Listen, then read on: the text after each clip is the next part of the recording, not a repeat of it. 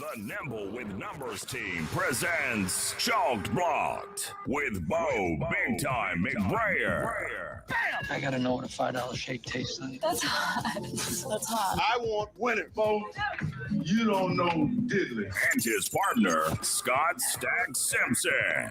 Do you know who I am? Trying to put Tiger Bomb on this jungle's nuts. That's cute. I remember when I had my beer. I gotta catch a glimpse of the Warlocks. Let's make a move.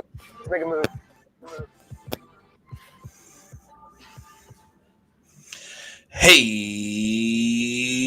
you guys, welcome back to Chalk Blocked, the world's sexiest DFS show for now. This is a Nimble with Numbers production. Check us out on YouTube, Nimble W Numbers, and smash the subscribe button. Might as well give that bell a jingle while you're at it so you get alerts. And new today, as of right now, patreon.com/NimbleDFS. You can subscribe and get actual real lineups from us. Real hand-built, like we molded clay. We molded it like the movie Ghost with Patrick Swayze caressing the lineups of clay.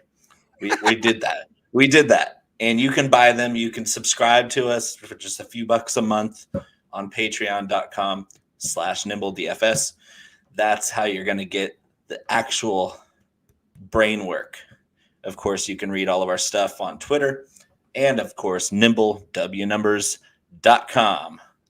It's a beautiful new site. Everything's beautiful. Everything's just how we want it. Check us out if you want to win at your DFS contest, whether it's cash or GPP or head-to-head like we're going every week this year, just like last year, Scott. Remember? Oh, I remember, Bo. And that article is up and live as well. Clash of the Beards and Bellies. It's a takeoff the Thunderdome. Here's the thing we thought. Yeah, we're not killing each other each week. We're fighting it out, and we're living and we're surviving. So it's less Thunderdomey and more clashing again. We're not killing each other every week, Scott. You're killing me every week, Bo. Let's be honest here. Someone's dying every week for their sins, and it's me. So, I'm excited for the clash of the beard and the bellies. My man Bo McBig Time came up with that. We both have Devontae Smith. That is why he is our poster boy. Check it out. We go head to head this week. We'll get into that a little bit later in the show. But the Slim Reaper. Bo said it all. There's so much to be kind of bite your teeth into here at the Nimble DFS. My favorite though is Patreon. You can go right to our head site, our homepage, and then click on the Patreon. And we have posts that are up. We have I think 8 posts already. So don't be showing those lineups. People are going to be screen grabbing that shit. I can't. I'm not. No, they're under lock and key. Thankfully, over here you can see that. Oh no, there's one. There's one right there. You got to line up. I gotta stop. But we are. Bo's like, that's my hard-earned lineup. No, I feel like I just dropped my coin purse. I'm like trying to give it the pennies off the ground.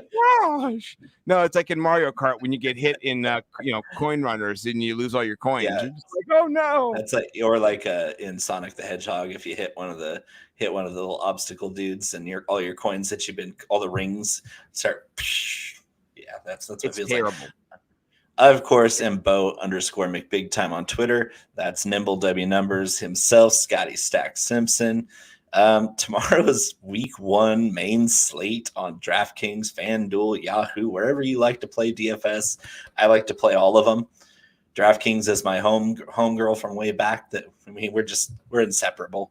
I still play a couple things on FanDuel, and I'm getting more into Yahoo these days because they have some really great pricing models and pretty fair, balanced, and less shark-infested waters on Yahoo. But it's still going to be mostly DraftKings. If you're referring to pricing or salaries on during the show or in our articles, it's almost always going to be referring to DraftKings scoring, which is PPR with some bonuses for 100-yard performances and 300-yard passing games.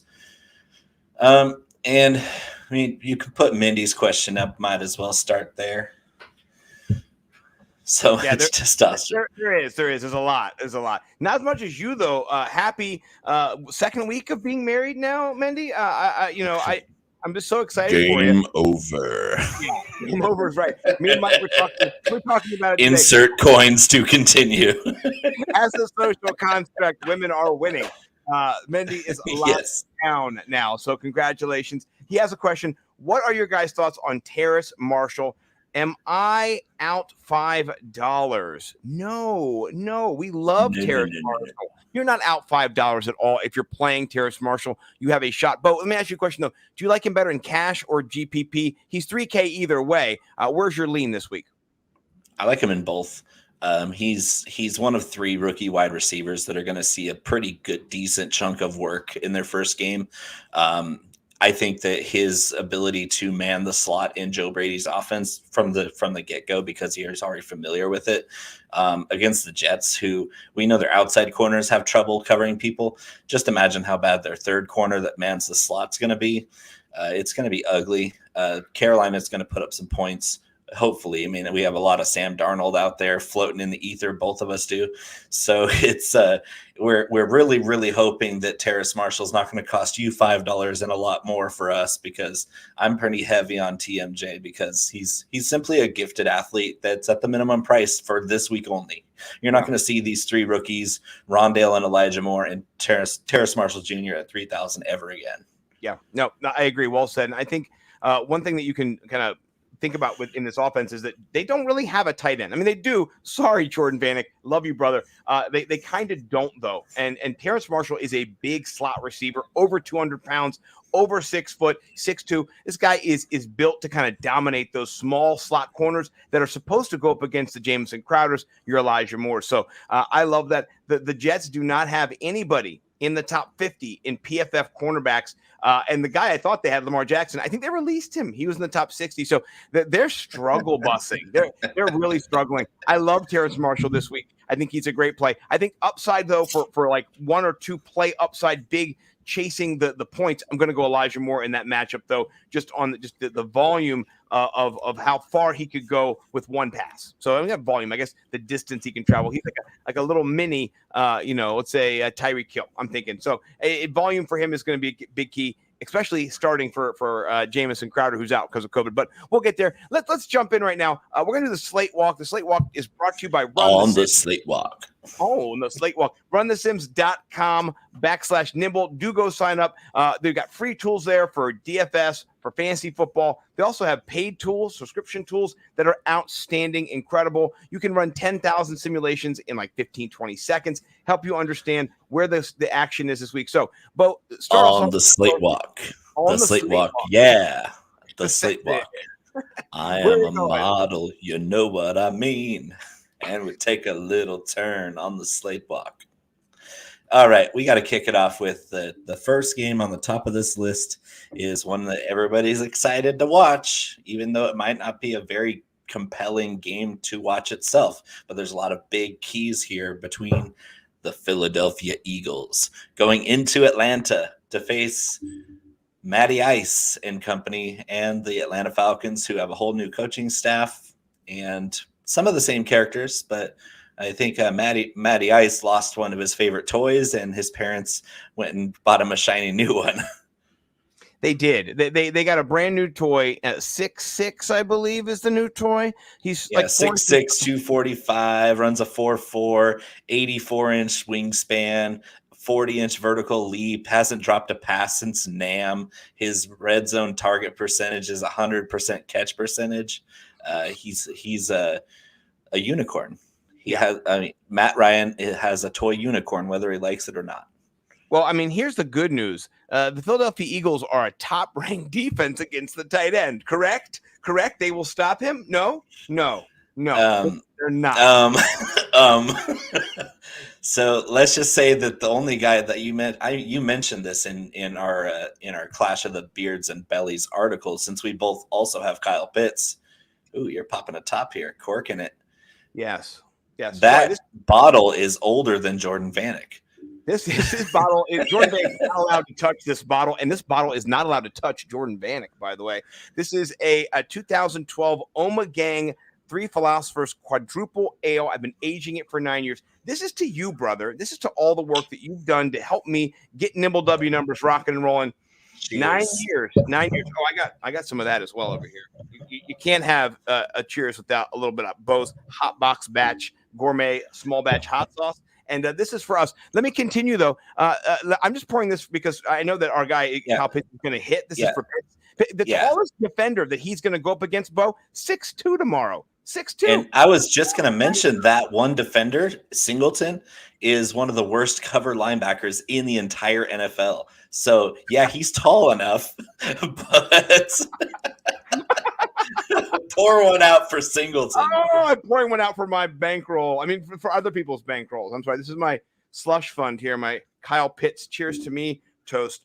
It's beautiful ale right there. My goodness. It's gonna be terrible. It's gonna be terrible for Philadelphia because this is a matchup nightmare. But on the other side, you're gonna have on the other side, but on the other side of the field, at the same time, you're gonna have Calvin Ridley. How's this gonna break down? Are you favoring one over the other? If you had to pick one, who are you picking to go all day Sunday?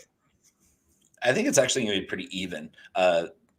What might mitigate what Calvin Ridley can do is that cover two that Philly uses to cover up how completely unathletic their whole defense is. It's also they're gonna bracket Calvin Ridley. They don't have a choice because Darius Slay he's not in the stage of his career where he shadows anybody anymore. So they run a lot of cover two, which has a couple weak spots, and the weak spot that Ridley is going to exploit is between the corner and the safety against the rails of the sideline. And then on some post routes, which he's lethal at, and then up the seam with the tight end or a slot receiver. That sounds a lot like Kyle Pitts to me, is a guy who can run down the seam, be big and fast and strong and better than everybody else. So Matt Ryan is primed for a big game here because Philly doesn't have answers, maybe except for their front four, which is pretty solid. So I don't expect the running game to help Atlanta stay balanced in this game either. This is going to be at least on Atlanta's offensive side, they're going to be pretty pass heavy just as a rule because they're not going to be able to run the ball very well. Yeah, I think that's a great take. And, only issue that you kind of brought up, though, that is a kind of crux to this is if Philadelphia's front four can get home. That is a disadvantage, according to PFF, where the Falcons' offensive line has struggled. I mean, it's been a struggle. Matt Ryan's last 5 years of his career, he's been sacked. And they're not a good team. This Falcons team, don't get me wrong, as excited as we all both are for Calvin Ridley and Kyle Pitts, that's about it. Right. They don't have much talent anywhere else on their roster. Yeah. Well, I think if the offensive line can muster just a little bit of protection to give Matt Ryan that extra half second he needs to get to Ridley, I think that will go a long way in kind of boosting Ridley over Kyle Pitts. He needs a little bit more time for some of his routes to develop. So I do think, though, that Pitts is a smash at 4,400. I love him in this. Yeah. What about on the other side? Are you running it back with anybody? Where do you like the Eagles players in this? Because this game is full of terrible defenses, not just on the Eagles side, by the way, too. No. And yeah, you like Jalen Hurts a little bit more than I do. He's not a guy I'm going to be playing a ton of, but I definitely want some pieces of it because this game is likely going to shoot out. I'm going to sprinkle in a handful of Miles Sanders because he's always got that potential to break a couple big runs, especially against a defense as bad as Atlanta. And Devontae Smith, the rookie slot receiver, 4,500. I mean, he's going to be the kind of route runner that Atlanta simply. I mean, in my article, my favorite little figure of speech I used was Atlanta couldn't cover a dead body with a tarp, and it's true. So if you have a guy that just scored 28 or something touchdowns last year for Alabama in 14 games. I don't think that he's going to have much trouble getting open even for a quarterback as inaccurate as Jalen Hurts. Yeah. Well, I like his $4,500 price tag. I think it's interesting to look at the rookies. Some rookies priced up a little bit. Some rookies flat ignored min price there. I think that Jalen Hurts can exploit Atlanta on the ground and through the air. Last year, and I know Atlanta isn't, tit for tat the exact same team as last year, but defensively they didn't make a lot of upgrades. So they're very similar. Go ahead. Their upgrade was in the coaching staff. Their defensive coordinator is much better than the one they had last year. So maybe scheme wise, preparation wise, they'll be better equipped for an offense that's also brand new. We have a whole new system in Philly that's being installed, and I haven't seen Jalen Hurts not look really mature and polished. He's been pretty good. That even at Alabama, he showed really, really good maturity and class with he's been graceful at adjusting to everything. I mean, he got benched in the biggest game of his life, and he still came back and made himself a career. So, I mean, this game is going to shoot out because the defenses just don't have a lot of talent, and there's a lot of offensive weapons on both sides. I wouldn't ignore either of the tight ends on Philly's side either, because you have, Dallas Goedert.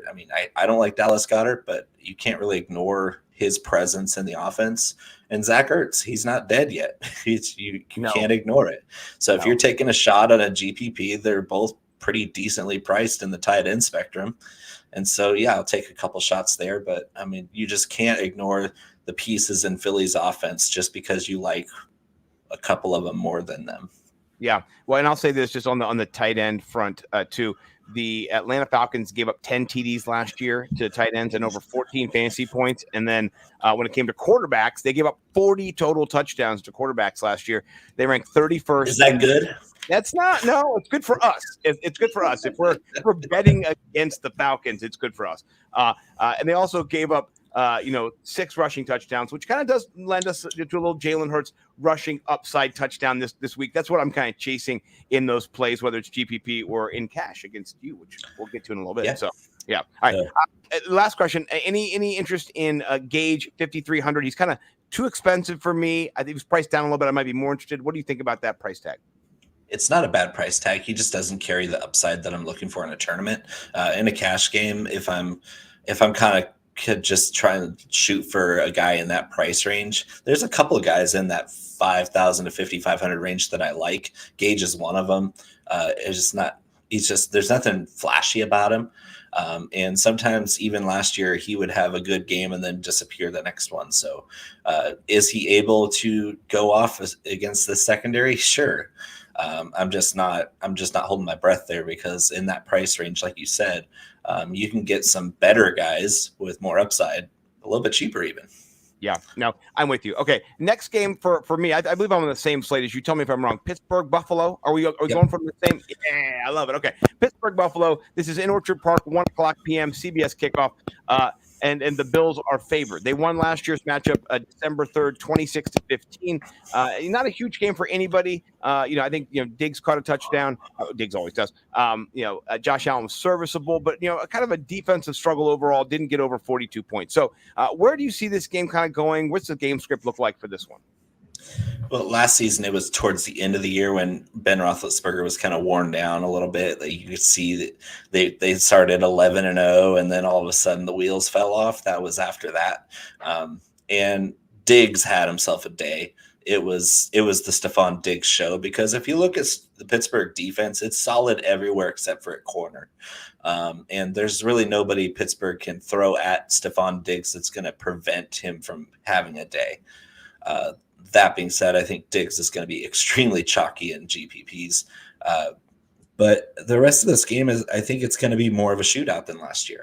I'm not as high on Buffalo's defense. They were middle of the pack last year. They beat people with an amazing offense. And so, you look at it more of like a 45-46 total this year.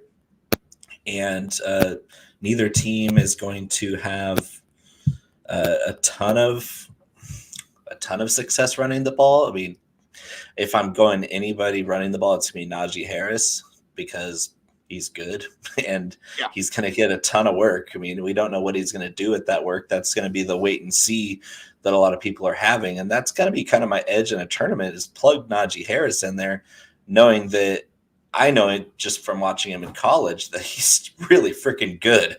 Yeah. So if there's anybody who's going to want to set the tone, it's going to be Matt Canada, the new offensive coordinator for Pittsburgh, getting that run game established early. Yeah. I think, Bo, that and I'm not sure if there's a connection issue here. I hear some crispiness. I don't know if you can hear it too. I think Najee Harris should get over 20 touches in this matchup. I mean, between them trailing potentially, catching out of the backfield passes that are kind of available in the jump off game from our boy, the living legend, Big Ben Roethlisberger. I'm excited for this matchup. I think that Harris is a sneaky play. Do you like any of the wide receivers besides our guy Deontay Johnson? Deontay, I actually like better for cash because he's probably going to get matched up with Trey White, who's one of the better corners in the whole league. Chase Claypool is going to be a good tournament play for this game. Just sneaky upside. He scored a ton of touchdowns last year because he's a big play guy. You're not going to expect steady workflow from that guy, especially in a tougher matchup like this. But you never know when he's going to take one to the house. So I'll throw some darts Claypool's way. Full fade on Juju Smith-Schuster. I don't think he's a good football player, and he only shows up when they basically blow coverage and let him sit by himself in his zone. Oh, you mean like when no one's trying and he's just hanging out, like walking on milk crates or something like that? He's a great dancer. Yeah. Hey, you know what? He's great at drawing attention to himself. And I mean, as a wide receiver, you want everyone to see you so they can hit you and tackle you. So I think he has a great future second career at nimblewithnumbers.com. I would hire Juju in a heartbeat to boost our ratings. Yeah, for sure. I would get him in there in a heartbeat. So he's the right man for the job. He definitely is. I'm not playing Josh Allen this week myself. I'm not a huge Allen guy in this context. I think he does well. But I'm just not going to pay up. I think there's better prices to be had. 7,400, probably the cheapest you're going to get him. So it's like pay up now or pay up later. So you can't full fade Josh Allen because he's not my feature. He's pretty damn good because you've seen the passing game that he's developed over the last 2 years has really gone off the charts, especially with Diggs there. With Gabriel Davis developing, even with Cole Beasley out there getting open, he's 32 and unvaccinated, but he's always open. And Josh Allen likes those guys, especially in a game like this. You might want to throw a couple cash spots at Cole Beasley because there's going to be some hot routes. The Pittsburgh's going to run a lot of pressure at Josh Allen to try to get him off his spot, and usually the hot route is going to Cole Beasley. Yeah. The issue with Cole Beasley is in vaccinated football years, he's not 32, he's like 37. You know what I'm saying? Well, so no, I'm kidding. That's a joke. For season long, I'm not touching Cole Beasley, but for DFS week 1 in this type of matchup, he's worth a couple of dart throws in a cash game, so you can get some pretty cheap volume. He's 4,300, right? I mean, that's not terrible at all. Not bad at all. It's a fair price. I actually do like the Cole Beasley play because so many people are just going to fade him just because he's an idiot. Which, listen, Ocho Cinco at times an idiot. Terrell Owens at times an idiot. Randy Moss at times an idiot. Guess what? Incredible football player. So who cares if they're an idiot? Can they win you money? That's the question. So Beasley was one of my favorite players when he was a Cowboy. No, there you go. No, I like it. Okay, next up on my list, and hopefully it's the same on yours, Minnesota Vikings host the Cincinnati Bengals. Bo, are we 2 for 2 on are we sympathetic? Yeah, we are. I'm looking at wow. I think we are looking at the same list. we might be. So let's start over on the Minnesota side because they're the home favorite in this matchup. And I want to ask you too, how do you see this game kind of progressing in your game script theory? So Minnesota is playing at Cincinnati tomorrow. Oh, I'm sorry, I have the wrong information there. Yes, I blame the interns. Denny, gosh, come on. Damn it, Denny. We have my intern's Weedy Carter 69, so I have no expectations. Yeah, you better be good at rolling blunts, Weedy Carter 69. That's your forte, bro. Yeah. So let's stick with the Vikings, road favorites by 3 over the Bengals. The Bengals aren't going to be a good team. They do get Joe Burrow back, and that's an exciting play for me. But let's start with the Vikings. I'm off Kirk Cousins. He just doesn't have any upside, even in a cush matchup like this. It's going to be more of like, okay, can he disperse the ball to his 3 weapons? Basically, three guys that are going to do all the damage for the Vikings. Yeah, Dalvin Cook, who you should never have any hesitation playing Dalvin Cook in DFS, no matter what. If he's on the field, he's going to be very, very rosterable. Yes. And then, of course, Justin Jefferson and Adam Thielen, they're priced up pretty high. I mean, if the Vikings get off to a pretty decent start, they're just going to go run heavy. So I'm kind of off both of the Vikings wide receivers this week and Cousins, because I think that Dalvin Cook's going to have himself a massive game, and then they're just going to lean on the running game the rest of the time.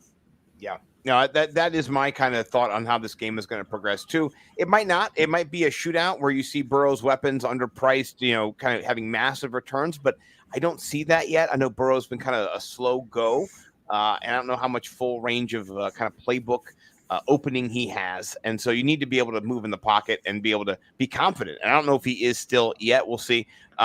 But on the Minnesota side, I'm with you. I think Dalvin Cook at 9,100. Don't be scared of him. He's got a 54% at run advantage. I mean, PFF just like bending over to say, Jesus, we love you. Right. That's ridiculous. So I'm with you. I could see him getting 3 touchdowns in this game. I mean, he might be a lock for 1 for sure. 2 you better hope not, huh?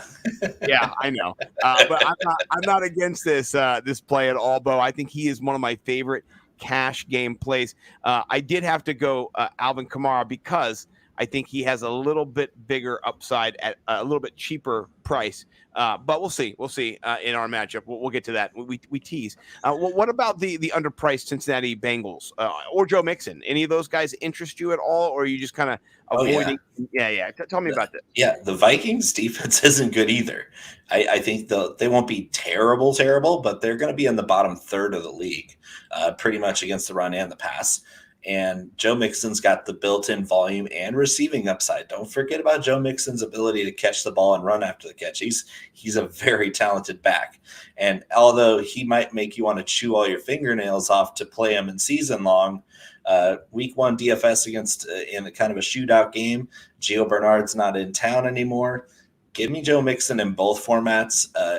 And then for Joe Burrow and his trio of very talented wide receivers, give me those guys in some cash game action, because I think Joe Burrow is still going to end up throwing the ball over 40 times. The ADOT's going to be super low, so look for Tyler Boyd to be an easy play in cash. T. Higgins is criminally underpriced this week. I want to wait and see on Jamar Chase a little bit longer. But as far as the other 2 guys, they're cash game heroes this week. Yeah, no, I'm with you completely. And T. Higgins at 4,700. I had to do a double take. I don't think I don't think they know who he is. No, I think they're just still learning, and that's okay. That's okay. We're all learning. Listen, I realize that this is a new season for us all. Raise your hand if you got a new job this year. I do. I work for 6 different companies now that I didn't work for last year, and I'm still figuring out. Bo works for 19 or 69. I don't know, something like that, right? Definitely 69. Definitely 69. But the issue here is you have some DraftKings techs who are just new, and they got assigned T. Higgins, and they didn't know who he was. They thought his name was Ty Higgins or something. They were like, I don't know. They're like, oh, is that T. Martin, the old Tennessee Volunteers quarterback? 4,700. Who knows? And then they left for the day, and hopefully there's still work there the next week. Isn't Tyler Boyd's only 46 or 48 himself? Oh man, it's crazy. And I think Jamar Chase is more expensive at 4,800 than, and that's even cheap. All 3 of those guys under 5 is insane. I mean, if you catch a touchdown, you're already almost doubling your. I mean, come on. This is ridiculous. I'm with you. I love them in cash, and I'm fading Mixon this year, but he does have the potential. I heard Hayden Winks and Josh Norris talking about it on the Underdog Fantasy Show today. He does have the potential just because of volume. And if you are the Bengals and they're going to do a run fest on the other side of the ball, why don't you do a run fest on your side of the ball? Why don't you take half a quarter and just run the football 80 yards across the field? Try that. Make the game boring so we don't only have to watch it 6 or 7 times when you're in the red zone, right? That'd be great. That's all you do. Hand the ball to Joe Mixon and maybe pass it to him when you're losing. I can see Joe Mixon getting 3 points in that scenario, or they could just abandon the run completely, and then he's just kind of edged out at 11 or 12. So it's boomer bust. He's only 6,200 though. I know. But if he gets phased out because they're losing, and you just what happened to Zeke in the first half? They forgot they had Zeke on their team on Thursday, and they were just you know what? CeeDee Lamb is better. Did you watch the same game? I watched the game. Zeke was on the field for 82% of those snaps, and they needed him to pass block because Tony Pollard is not that guy. Yeah, but I'm saying they gave the ball to Tony Pollard early, but yeah, Zeke was that winning game plan that they employed had nothing to do with running in between the tackles against the best front seven in football. That was never going to happen. If they had run Zeke, if they had run a bunch of Zeke, they would have lost by 20. How many screens did they employ? They didn't even get Zeke involved. So that could happen to the Mixon too. That's what I'm trying to say, though. Zeke better than Mixon. Zeke, first-round pick. If you played Zeke in your fantasy, you're not looking great. Same thing could happen to Mixon is what I'm saying. So just not this week. We're talking a comparison between the Bucs and the Vikings. Okay. That's the difference. I'm saying the game script could shift from running if they're down to passing. You don't want that to shift. And that's why he's boomer bust for me. He could be 12 points, like I said. I hope they go to pass because there's no Giovanni Bernard anymore. Guess who they're going to pass to? They're going to dump it off for a bunch of checkdowns, get the game over with, and guess who's still going to be on the field? Old number 28, Joe Mixon. So, yeah, give me the more valuable touches late in the game, garbage time. Give me all those dump down passes in the fourth quarter when they're getting blown out. So cash or GPP for him? Where's your lean? Both. All right. He's too low price for what he's capable of doing. He is very capable. Very capable. I like it. Okay, let's jump to the next game. I believe we're on Simpatico. The San Francisco 49ers travel across the great United States to have the Motor City. The Motor City, which is not the so great Motor City these days, with Dan, the knee-biting Campbell, head coach, wearing helmets, race car helmets. Just he's his own man's man. He's his own hero. Dan Campbell's hero. If I was an NFL coach, guess who I would be? Dan Campbell, I am sure. Well, he was like, everybody was shocked at his coffee routine in the morning. I was like, yeah, that's pretty much what I do. It's not that big of a deal. That's the scariest thing ever. I think if I did that, I would just drop a shit immediately. But usually what I do is I do that caffeine and then I go to work and I clock in and then you go and do your business. Yeah, I just wake up and shake and bake right out of the gate, and then I don't have to worry about it for the rest of the day. It's one of those knocking on the door in the mornings, like, hello, let's go, and then the rest of the day living free. So, but are we talking Detroit or San Francisco first? Or we're talking some shit, so we're definitely talking Detroit. Let's start with shout out Detroit Beastie, Chris Robin. I hope you're watching. love some Beastie, and Beastie is the cutest little beastie around, by the way. If you don't know Beastie, get in there. I love that cat. Oh, man, what a great little kitty. All right, so let's talk about them real quick. Swift or not to Swift? Growing injury, not growing injury. What do you think about this? I would like him even at this current whatever injury status he is or whether or not he's wanted for murder in Philadelphia. Right. He's a great play if he's not playing one of the better defenses in the league at stopping opposing running backs. San Francisco's back to full strength.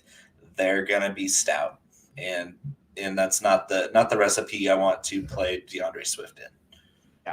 Yeah. No, I agree with you in that. And then and there's also no guarantee that they keep Swift on the floor, or on the court, or on the field, or on the pitch, or on the. You have a madman in Anthony Lynn, and if you don't know what a madman is, watch Anthony Lynn coach a football game last year in the fourth quarter. It makes you want to pull your hair out. You didn't know what quarter it was. Oh my gosh! There was one game where he ran the football. They were down by like 10. They had to score 2 scores, but he ran the football 3 straight times at the goal line, and they didn't even get in the goal line. They didn't even score. They ran and they lost by 10. And then they asked him later, like, "What were you doing?" He's like, "I don't know. I wasn't looking at the clock. I didn't know. I don't know. I have the clip saved on my phone. I use it whenever I don't know. He stammered. I don't know. I don't know. Yeah, man, you don't know, and that's the thing that scares me about this whole matchup. And that's why, Williams is somebody who I've dinked and dunked on all my little teams in the 17th round. Is because you never know what's going to happen. Dan Campbell could just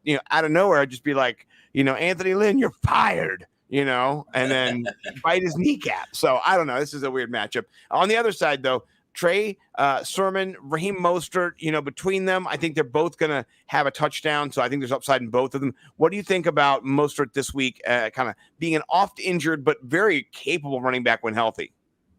He's Raheem must start. If he's healthy, he's a must start. That's always the mantra with the 49ers is Raheem Mostert is a very, very fast running back. He's one of the fastest players in the entire league. I think he has the highest top speed of any NFL player. And so you get him in that wide zone running scheme that Shanahan loves to just beat down the doors with. And you can see both of these running backs having a pretty similar day. Raheem Mostert in the first half, getting them off to a great start, and then Trey Sermon in the second half when everything's all sewn up, showing what he can do. Yeah. This offense is going to cook. It's going to be run heavy, but there's also only a few good receiving threats that the 49ers have that I'll also be keying on, because I do want to see this 49ers offense with Jimmy Garoppolo start clicking right away. Yeah. Well, I'm just going to tell you this much. I think this is good for the 49ers, not for the Detroit Lions. Last year, the Lions gave up 29 total touchdowns to running backs. 19 that's not good. That's not good. 19 on the ground, 10 through the air, an average of 31.99. We'll round up 32 points per game to the running back position. I feel like Raheem Mostert is in the 20s. I feel like Trey Sermon is tickling the late teens. He's barely legal, maybe. I don't know. So and then you've got Kittle, Ayuk, Debo, 5,700, 5,800, 6,300, all really. They're all in play. They're all in play for tournaments for me.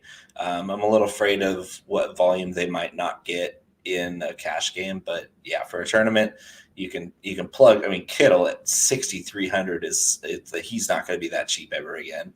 And then you have Ayuk and Debo both kind of in that 5,000 range. That's really good, because Ayuk, I think at 5,700 is a steal because he's their X receiver. Yeah. And so if they need to move the chains, they're going to be looking for number 11. Yeah. I think he has also a 94% advantage in PFF. Or he's like one of the best grades at all. Not the advantage. He's got a 94% grade. I think he's got the top rated matchup this week too against one of the god awful Detroit Lion corners, who I'm sure Dan Campbell just initiated this last weekend and brought him onto the team. So I'm excited for Ayuk in tournaments for sure. I'm also excited for this next game, which is a much better game in general. It's Tennessee. Arizona traveling. Tennessee. Fireworks. We have a total that is up in the 50s, which I love 50. Any game in the 50s is a game I want to smash the over still. I think we're going to do the same thing, kind of where the last person who has the ball maybe wins or turns it over, a la the Thursday night game in the 30s. Somebody will score for sure. And so this might be my favorite matchup for just like spikes and shootouts. Let's start on the Arizona side, because I think they've got one of the best quarterbacks in Kyler Murray in cash and in GPP this week. I love them both. Talk about Murray. What's your exposure looking like? Do you like him as much as I do? Do you like his 40% passing advantage according to PFF? Do you like the 30 points, 30th ranked fantasy points per game from the Tennessee defense? What do you like? What do you like in this? I have more Kyler Murray than any other quarterback in all formats. He's in almost all my cash builds. It's a big mismatch. We have an offense in Arizona that got better through free agency and the draft, maybe except for a tailback. I think James Conner is a huge downgrade from Kenyon Drake. But other than that, their offense is better. And we might brace yourself, see some creativity from Cliff Kingsbury. No, wait. Wouldn't that be wild? They selected Rondale Moore in the draft, and if you put Rondale Moore in a traditional role like Cliff Kingsbury will just pigeonhole his players into one spot, then he's going to be useless. So you might see some creativity out of Cliff Kingsbury to employ Rondale Moore in different spots. If DeAndre Hopkins lines up or goes in motion to the right side of the field, I will lose my shit. I will lose my shit. If Matt Harmon will roll over in his Southern California bed and be like, "What just happened?" Yeah, his reception rankings will like teeter, like the Matrix will be like, if something goes, it's going to be wild if he actually crosses the threshold. What's the over under that he, gets over the midpoint in the field during the whole game? What do you think? No. No. Zero. He's going to be lined up wide left on the X, right on the line of scrimmage. He's going to point at the side judge every single play. Yep. He's gonna be matched up against some awful defensive back for Tennessee. No matter whoever goes out there to face him, whether it's zone or man, it doesn't matter. And even the good corners struggle against DeAndre Hopkins because even when he's fully covered and blanketed and being tackled as the ball's approaching, he still catches the ball. Yeah. So just imagine when they can't cover him either. It's going to be terrible. This is going to be just a hellacious onslaught of both offenses going against atrocious secondaries. The worst two secondaries. And did you see it's just ugly. Like Kyler Murray's rushing upside is getting ignored because we're salivating so much about Hopkins and Moore and AJ Green and just everything. It's interesting. One thing I did notice though, according to PFF, and I want to get your take on this, the Tennessee Titans have a little bit of a revamped line, right? And they have a 38% run blocking advantage. And on the other side, they've also kind of been tagged with a 38% disadvantage in pass blocking. How do you feel about, our guy JJ, reborn again, Watt in the desert? And then, we got the Jones there with him still. I'm pretty sure Chandler Jones is still there on the other edge. So how is that going to end up for Tannehill? He can move. He's got 40 touchdowns in him, man. This guy can get out of the pocket. He's not an easily sacked. He's not Carson Wentz. Let's just put it that way. Oh, my God. Sorry, guys. You're Carson Wentz. So – yeah, I mean, you can look at that front seven is better. I think they're going to give up a good deal of numbers to Derrick Henry just by the fact of how much that they're going to feature Derrick Henry. But I think his efficiency will be a little bit down because I think they're going to do a pretty decent job of bottling him up. Are they going to prevent him from scoring touchdowns or breaking one or two long runs? No. The strength of this team is the pass rush with Chandler Jones and J.J. Watt and a couple of the inside guys, but they did lose Hassan Reddick, so and they drafted a pretty decent linebacker for run stopping, but just look at whoever's going to line up in the slot, which will probably be A.J. Brown going up against their rookie, the rookie linebacker who runs a 4.6 40. That's going to be fun. So here's a question I do have, and what do you think about this? Arthur Smith moving on. It was kind of weird. We had Arthur Smith kind of traded in a way, from the Tennessee Titans to the Falcons, and then we got Julio Jones moving over from the Falcons to the Tennessee Titans. It's, people are switching offenses, and it's not simpatico, but it's an interesting little love triangle there. How do the new Tennessee Titans offensive scheme, is it going to be the same? Do you see AJ Brown being moved around as much as he was last year? I mean, which was really affected by Arthur Smith, which makes me excited for Kyle Pitts, and then Calvin Ridley, by the way, because I mean that just is going to be like toys on a chessboard. What do you think though for AJ Brown? Is he more static this year? Is he going to be moved around? Is he going to be run out of the slot at all? They don't have a lot of other options. That's kind of the only thing I do see changing is the less 12 personnel they're going to run because Jonnu's in New England now. So Ferkser they're going to run a lot of 3 wide, and Ferkser's going to be more of their H-back type. Like they're not going to run a lot of 12 because they don't have any other tight ends besides Michael Pruitt, who is more of just a blocker. And so if you're running what they usually run, which is 12 personnel under Arthur Smith, wide zones running scheme, moving A.J. Brown all over the place to create matchups. I think that's all going to stay the same, but it's going to have a different feel to it because you're not going to have the same receiving threat at tight end when they bring Pruitt in for 12 personnel. It's going to be just for the purpose of just bludgeoning the line of scrimmage and moving bodies for Derrick Henry to find cutback lanes. This is going to be a very different offense from the tight end perspective, but I think wide receiver wise, they're going to be a big upgrade because AJ Brown, they're going to move him around just as much. And now instead of Corey Davis, they have Julio freaking Jones. Oh man, I've heard of him. I think he's good. I'm not quite sure, but he's only one of the best receivers I've ever seen. Okay. Well, I mean, you haven't seen them all, but I mean, I've seen most of them. Okay, fine. I'll take it. What do you think though about the other side of the ball? In the running back department, we've got somebody priced up in our guy King Henry. You could almost get both running backs on the Arizona Cardinals and Chase Edmonds at 4,500 and then or 4,600. I'm sorry, and then Connor at 4,500. They're both super cheap. What do you think? Yeah, give me Chase Edmonds in a cash game because he's an actual PPR threat. He's probably due for 5 or 6 catches because Arizona does like to dump the ball off to the running back quite a bit. James Conner is a terrible football player. He's one of the least efficient runners in the history of the game. He's not talented. He's not explosive. He's not fast. He doesn't have good vision. He doesn't break tackles. He doesn't do anything well, maybe except for pass protection. And they're not going to ask him to do a lot of that. He's a bigger, taller running back, but other than running at the goal line, they're not going to really need him to do much. So give me Chase Edmonds if anybody, but I'm never going to play James Conner in a tournament, even at 4,500. It's just he's a waste of money. It's not happening. It's just not. No, I'm with you on that too. And I would say my favorite dart throw from this whole game is our guy Rondale Moore at 3K. Oh my gosh!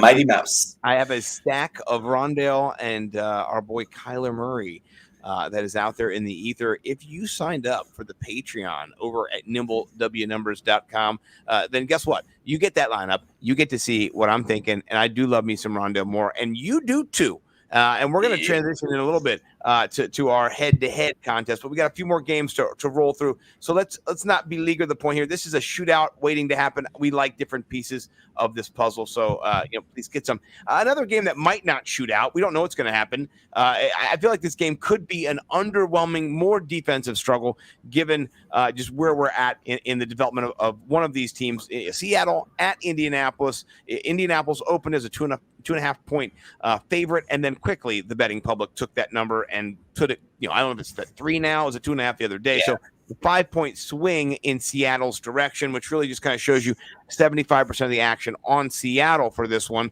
What do you think about this game? And this is a game I think for me is one of the hardest ones to pick. I'm going to be honest with you. I like DK. He's expensive, but he's got Xavier Rhodes or Kenny Moore, depending on kind of where he lines up. And they're they got the cover 2, kind of cover 3 hybrid. What do you think about DK? Is he going to get shut down? Is it a Tyler Lockett kind of finding his spot in the zone situation, or are we kind of full fading this offense because they're good or they're not? That's the problem. I do want a couple pieces of each of them because of their potential to break out and have humongous games no matter who they're up against. Russell Wilson and this whole offense has a new offensive coordinator, Shane Waldron from the Rams. They're going to run a lot more tightly bunched formations like the Rams do, which is more of a modified wing T, where your receivers might run routes outside the numbers, but they're most likely going to line up inside the numbers. So even if you have 4 wide, you're going to have them bunched in close to the line of scrimmage, creating man-busting crisscross pick plays and then zone-busting just pocket plays. It's going to be tough for the Colts to run any kind of coverage scheme. Yeah. They're not going to be able to get. They're not going to be able to knock the receivers off the routes like they want to when they run cover 2. But at the same time, I do have the weird feeling that both of these teams just love to run the football, and this game's going to move quickly. The clock is going to be running, and there's not going to be a lot of opportunity for big, flashy scoring. Yeah. So yes, it might end up being a good game to play Chris Carson. Another my favorite play in this whole game is Jonathan Taylor. He's the best player on the field for both sides, and the Seattle Seahawks defense isn't that good. Yeah. Well, and I would say for me, I do like Chris Carson. I'm about to give you the Chris Carson. I like Chris Carson in cash over GPP. I think he has a solid floor just being a PPR back. Let me ask you a question with the last game and kind of pivoting. It's a personal question for a fantasy, a friend, maybe me. I don't know, somebody else other than me, but maybe me. Who do you like better, Fursker or Everett this week? I think they both have upside. Fursker maybe more volume. Everett touchdown equity. How do you think plays out? Waldron is a lot like Pete Carroll in that he kind of hates tight ends. Yeah. And so, yeah, I think Russ likes throwing to tight ends, but you don't know whether Everett's going to give way to any of the other 2 tight ends on that depth chart. Everett is probably the better tight end out of the 3 that they have on the roster, but when he throws those touchdowns, who's it going to go to? That's my worry, is there's nobody to compete with tight end targets with Anthony Ferkser. It's probably going to be Anthony Ferkser, who, if a tight end catches a ball in the end zone for the Titans, it's probably going to be Ferkser. And if a tight end catches the ball for the Seattle Seahawks in the end zone, it is a 2/3 chance it won't be Gerald Everett. Yeah, that's a little scary. I'm disappointed in myself for dropping Ferkser and putting Everett in my home league. Never mind. I'm going to transition now. Do you like any of the Indianapolis wide receivers? Pittman 4,100. Everyone else basically free 3,700. Are these cash give plays? me Paris? Yeah, give me Paris Campbell in a tournament because he's explosive and he's actually on the field. So knock on wood, he stays healthy before kickoff. Right. But 3,700 with his potential is pretty significant, especially with Carson Wentz being cleared to play. That's going to free up Nyheim Hines. That's going to free up Jonathan Taylor. That's going to free up Paris Campbell, hopefully for maybe take a bubble screen 40 yards to the house and hit value there. But it's I think it's going to be a low scoring game. Both teams are going to be able to run the football. And so, yeah, play the running backs on both sides. And then the rest of them, you just kind of want to take little shots at, but don't go heavy on any of the wide receivers on either side. Yeah, no, I'm in complete agreement with you on that one. I remember a couple years ago, Russ traveled east to Carolina, maybe 10 years ago, 8 years ago, 7 years. I don't remember. It was just a game where you're thinking, oh, yeah, Russ should cook. This is an easy win. Carolina sucked at the time, and it was a 12-10 matchup. And you're like, what is going on? And so there is something with Russ and the team when they travel. They're not the same as they are at home. It's kind of like a proven fact. And so I just don't want to go all in right now on them. But I'll have a little bit of DK and Tyler just because they got upside. They're good athletes. And then JT, like you said, you cannot overlook JT at all. Let's quick jump here to where I am from, the Washington, D.C. area. Boo. Listen, where my dad had sex with my mom, I didn't choose that. And then you also didn't choose to leave at any point either. No, I did. I lived in the UK for a year, and they tried to keep me. They were like, stay, mate. You're the coolest guy we've ever met. You've got all your teeth. You're bloody brilliant. You can drink pints for days. You don't talk like I got marbles in your mouth. Right, you don't. You're just like really clear and crisp with your syllables, your syllabic pronunciation. You pronounce your soft consonants like a real real card. He's a real card. It's a real, it's a real sharp fella. So, I said I would love to stay. But you smell like monkey bollocks. Straight up, you're a wanker for saying that. No, but they asked me to stay, but my job here, they had hooks in me. They said, you got to stay here in America. So, no, but the real reason I stayed is because of my lovely family and my lovely wife and my in-laws and my parents who watched my kids on yesterday. And I got to go see fucking Kings of Leon, man. And I'll say fucking on our podcast because this is my podcast now. By the way, I do want to say shout out the Worldwide Sports Radio Network. I love you guys. You guys are awesome. Bo and I are just flying solo. They supported us in such a time of need. They gave us a platform. Yeah, they did. And I'm super grateful for them. Nothing against them. We're still supporting them, tweeting them up, getting about them. Bo and I are just doing our own thing solo, just ourselves, not affiliated with anybody but us. Hence kind of the Patreon breakaway today. Letting everybody know it's just us. We're out here in these mean streets ourselves. And speaking of that, in these Washington mean streets, this is going to be a bit of a defensive quagmire. Yeah, it's gonna be a little bit of a struggle. Even the Chargers D is revamped. Bosa is back. You've got Derwin James, who'll be healthy for 3/4 of this game at least. So, how do you see this game kind of unfolding? What's the total in this game? Over under on this? Is it going to hit? Is it going to be a total just 38-point drubbing? What's going to happen in this one? It's a pretty exploitable over-under. I believe it's 43. But what we have is probably a game that can shoot out. because the defenses are both really strong pretty much at every level, but the weaknesses they do have fit nicely with what we want to see from the skill position players. I'm not going to fade Antonio Gibson because he's at a great, amazing price, $5,900. That's a full green light for me on Antonio Gibson, especially with Curtis Samuel being out and on IR with his re-aggravated injury. That this is an Antonio Gibson type game. And of course you can't ignore Terry McLaurin because he's going to get even more volume from Ryan Fitzpatrick.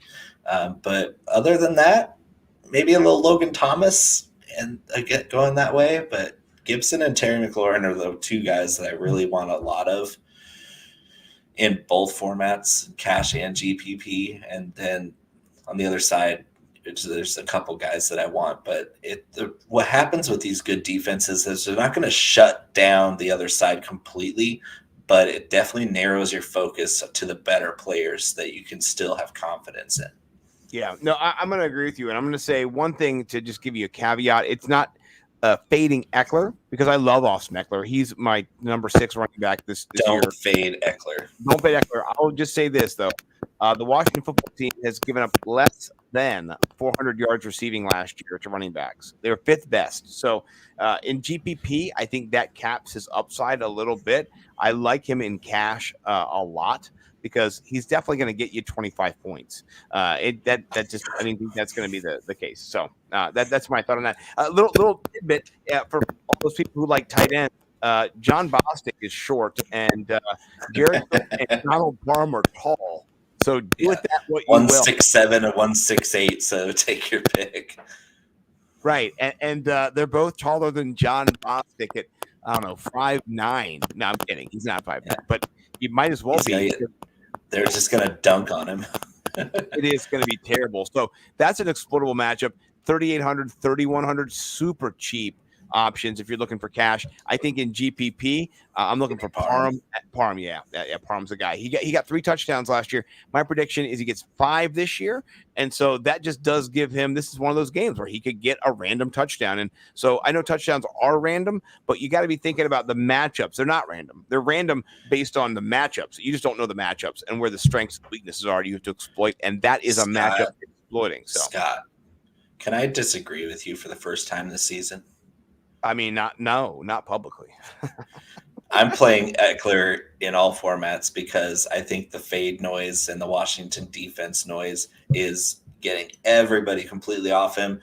The re-aggravated hamstring, which is more of just like load management leading up to the first game of the season. Don't want him out there practicing in full if you want to preserve him for this year. The dude's going to ball out this game.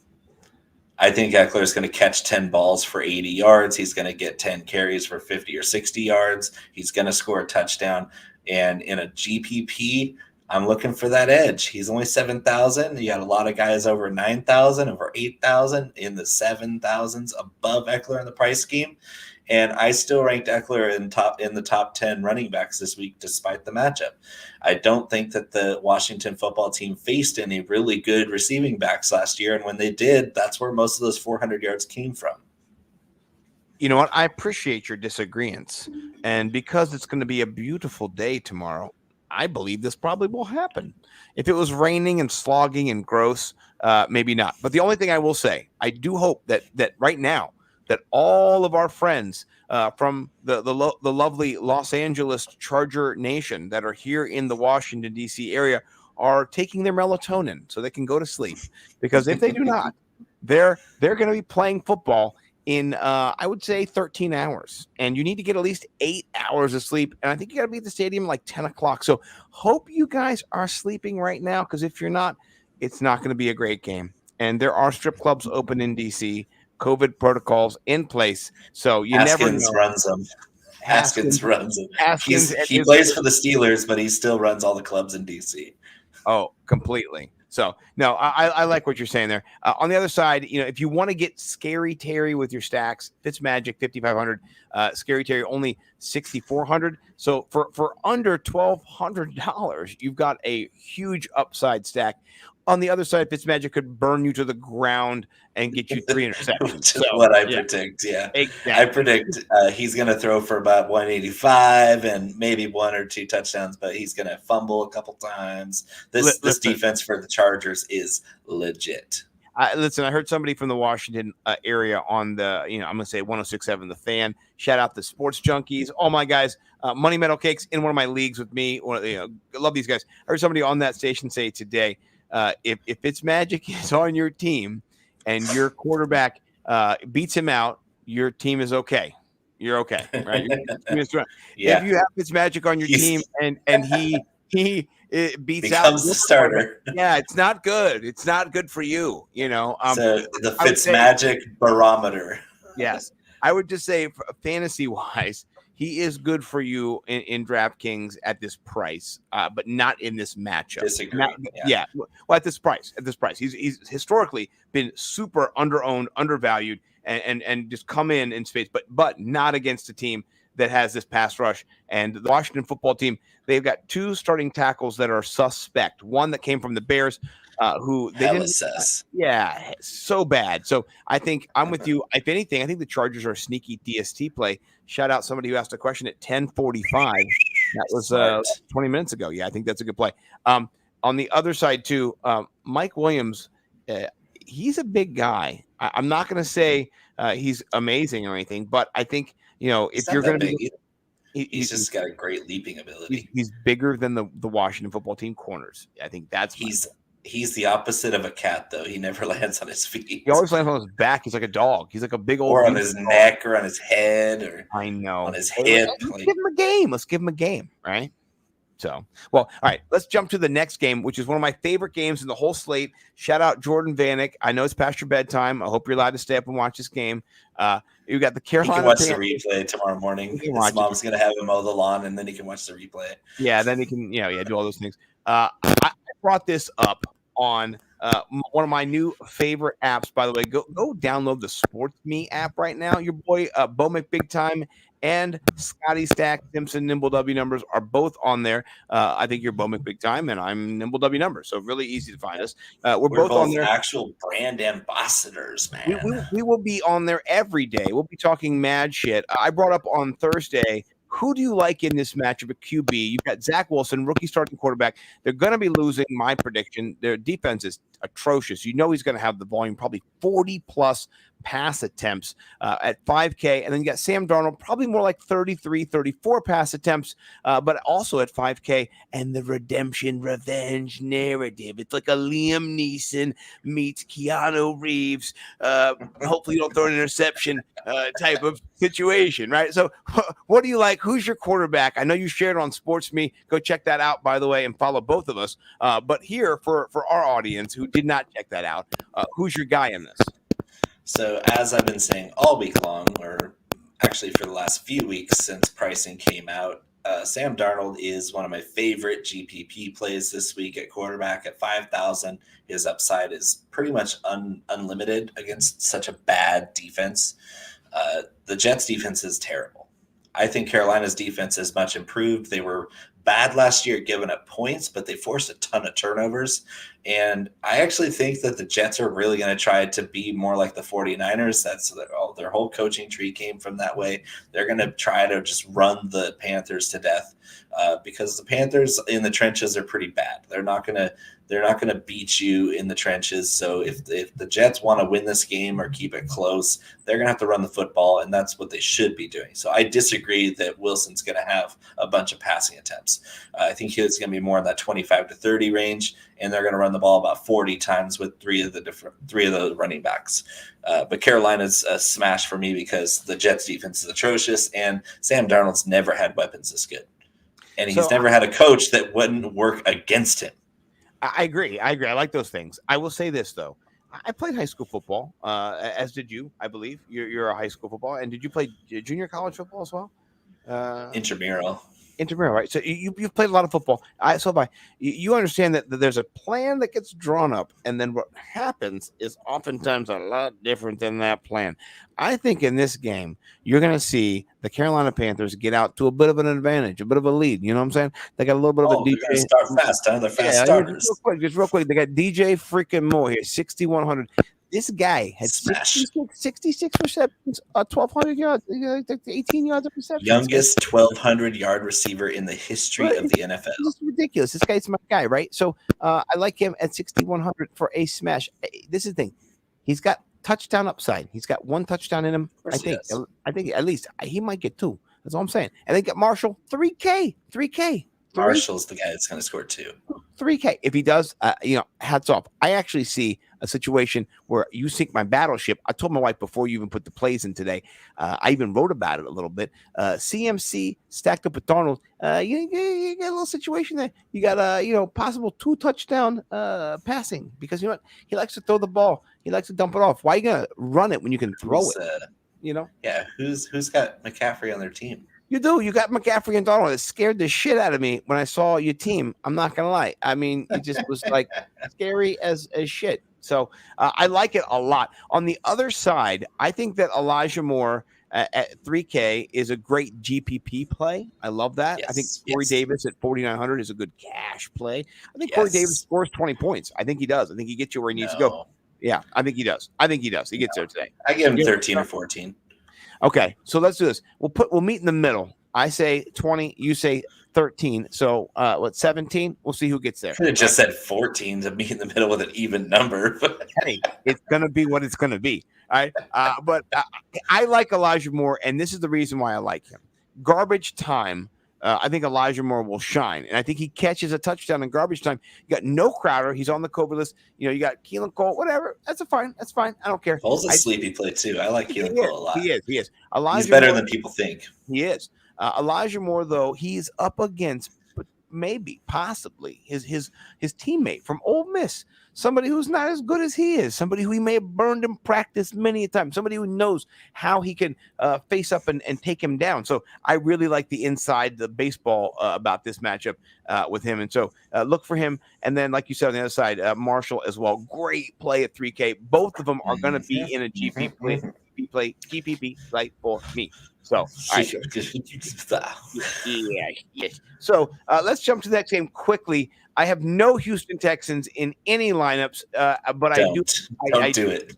I have a lot of Jacksonville, and I love your Jacksonville defense play. A really nice little, 2,700 use. A little nugget. Yeah, a little something. I have James Robinson in cash, and I also favor him in a little bit of GPP action as well. Yep. Up against one of the worst defenses I've ever seen in my life. They literally signed 35 free agents, and then 33 of them are on 1-year contracts, which means they didn't cut any of them. They didn't believe any of them. They didn't believe in one of those guys. So you know what I mean? Like that's just they didn't release any of them either. Like they're in full tank mode. Yeah, it's just crazy shit. On that side, James Robinson 6,400. I think he's a smash play. I love that.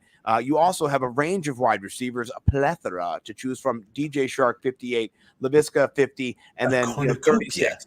A cornucopia, a plethora. I like all of these guys to a point. DJ Shark's a fade for me right now, but I like Laviska Cash and GPP, and then Marvin Jones at 3,600. Do they not know who Marvin Jones is, or know that he was featured in the wide receiver 2 theory last year? They not know this? They had not read the wide receiver 2 theory? Anybody? Bueller. I think this is going to be kind of a low scoring game, to be honest. And that's kind of why I like the Jags defense play. But I have a lineup that has a quad Jag stack. It's an onslaught attack against Houston because I hate the Texans. The Texans are the worst team maybe since that Detroit Lions team that didn't win a single game. They're worse than the Browns team that didn't win a single game. That Browns team just lost because they had some bad luck. Well, Hugh Jackson was trying like a motherfucker. Let's just be honest. That guy was trying so hard. He would get up there each time for the press conference and be like, yeah, I didn't see it coming. The 6 touchdowns from that all pro who knew it was going to happen, He believed. It's so funny when you Poor see Hugh. I love Hugh Jackson to death, He but God, was he bad. Oh, he's terrible. He was believed. clueless. He's clueless. If you believe and you're clueless, like that just is the worst because everyone around you is like, this guy believes he's an idiot. He doesn't know we suck. Oh my gosh. You know, He was fighting every game though. Hashtag Jay Gruden. Anyway, so getting back to the Texans is I have a lineup with Trevor Lawrence, James Robinson, Laviska Shenault, and the Jags defense. I love all that. in the same build. That's a great because lineup. I think this game's gonna be like 24-3, and you'll get 35-3. By the way, I don't think they're gonna score that many points. they could though. Their defense could get a touchdown because the Houston. I hope so. Yeah, the Houston Texans offense was just created in the lab 3 weeks ago. So, I mean, Tyrod Taylor's got a hole in his lung. Yeah, I mean, yeah, he's walking around. David Johnson's still on crutches. He's still playing with crutches. Dude, I think that Philip Lindsay lives in his locker, and they open his locker out, and he jumps out. Philip Lindsay still thinks he plays for the Broncos. Right, man, this is going to be terrible. I feel bad. Listen, honestly, as a person, as a man, I feel bad for all those men. I mean, they believe in something. Imagine being Rex Burkhead. He couldn't even make that team. Oh man, that's tricky, bro. Just imagine the hit to your ego when you get released by the Texans. I want whatever Calvin is smoking because that might be the best shit out there. You know, the Texans aren't going to be within 8 points in any game this season. They're going 0-17. They're going to lose every spread. Yeah, lock it in. I am going to be making so much money betting and playing fantasy onslaught DFS against him. Yeah, man. Like, listen, don't overthink it. Don't have to overdo any of it. Last year, if you had David Montgomery down the stretch, if you had King Henry down the stretch, Jonathan Taylor down the stretch. Oh man, we were all over these people every week. We'd be like, who's the traveling circus going to next? James Robinson. Right. So, with that being said, we're going to jump to the next game because there's no Tim Tebow. Prayer hands. Hashtag. Yeah. If you believe in Tim Tebow, is that emoji actually? I saw something one time where they were saying no, it's not the prayer emoji, it's the high five emoji. It might be, but Tim Tebow ruined it. You know, just like he's going to ruin ESPN or whatever he goes to next. So I thought he was a great analyst and a great inspirational speaker. But him as a tight end was comedy. No, it's so silly. It's just, listen, he looked like a diesel truck, by the way. That guy was swole and jacked and scary. Dude, mad props to the athletic gifts that Tim Tebow has. Yeah, great job. The sperm that made that egg. Or congrats on the sex. Yeah, wow. Great sperm. Holy hell. He's not a virgin anymore, so we can't say that. No, I mean, it's crazy. Speaking of not a virgin, soon to be dad or dad already, Patty Mahomes, that dude gave his soul out there last year. He had no offensive line. He basically had a ghost offensive line who let the JPP rain down bombs on him all game long. Now he's got a revamped line. He's going up against, Baker Mayfield. If I see another one of those fucking, stupid commercials, but I'm trying to get locked out of the stadium, reading a book at the stadium. Dude, get a fucking life. You should tell him. He's actually pretty good. I think Baker Mayfield. He tell him to do better commercials. Like he's trapped in those bad. It's not his fault. Progressive has terrible commercial producers. He should help him, man. I think he carries those commercials because they're obviously terrible, but he's pretty funny. Well, he does redeem them, but they're terrible. I mean, they're just as bad as the Flo commercials. Well, not as bad. I mean, Baker Mayfield's in them, but I love Flo. You lay off Flo. I'll kill you. Yeah, in the Flo's my homegirl. I do not get down with Flo, man. I like Jamie. I'm a Jamie guy. All right. Anyway, back to the real stuff that matters. Fantasy football. Here's the question. By the way, shout out Rum Boys. We do love Rum Boys. They're awesome. And then shout out Brad. We're in Robbie. Robbie, where you at? With Robbie. He's probably in the No, he's here. He's here. Robbie's here in the chat. He's either praying or high-fiving us, one or the other. I love Robbie. Robbie and I go way back, and he published my Kyle Pitts article this offseason. He published my Slim Reaper article this offseason.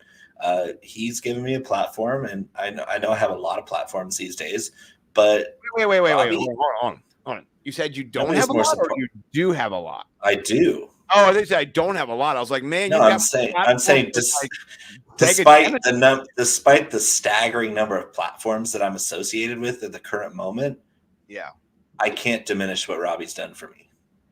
no, Robbie's the man, dude. I appreciate Robbie so much, and he was trying to talk to me like 2 weeks ago, and I'm so busy I can't even talk to him. Trying to put money in my pocket, and I'm just getting crushed over here. Here's the great thing about this weekend and right now, and that's why I'm drinking this 9-year-old beer. This, by the way, if you're not joining us earlier, this is a Omegang quadruple, and it's one of my favorites. So yeah, like I joked about earlier, that beer is in 4th grade with Jordan Bannock. Oh yeah, Jordan was born right before this beer was made. My daughter, by the way, just a little bit younger than Jordan, and just a little bit smarter too. So it's a quinky dink. So no, I'm kidding. That guy's one of the smartest people ever. I love that man. And Bo, just so you know, I did not lean on him at all this week. I didn't. Sure, you didn't. I didn't. You couldn't though, because this week Jordan and I are pretty simpatico on almost all our plays. There's only a couple discrepancies, so I feel pretty good knowing that somebody as smart as Jordan and I agree on a lot of plays this week. So yeah, I'm feeling pretty good. Take your plays and play them. You know what I mean? I'm gonna play my plays against you, against the world, and Jordan and I are gonna both smash this week. And you'll smash too, just not head to head. I'm going to smash you in the head-to-head. We'll get to that in like a couple minutes because I can't wait to get to that. It's like the end of the show. Not the middle of the show. All right, so next, we'll get into the late games now. We're talking about Cleveland. What do you think about Mahomes? You playing Mahomes in any GPPs? Yeah. You'd be stupid not to play Mahomes. Oh, Mahomes. Talk about it. What is he, 8,100? Is that the price? Cheapest price. Yep, 8,100. Yeah. Cheapest price will be 8,100 is the highest quarterback price, which is absurd. He'll probably be north of 80. You know that. Well, Cleveland's defense is good, and that's why the price is depressed. That's why a lot of people are kind of looking other places for quarterback upside.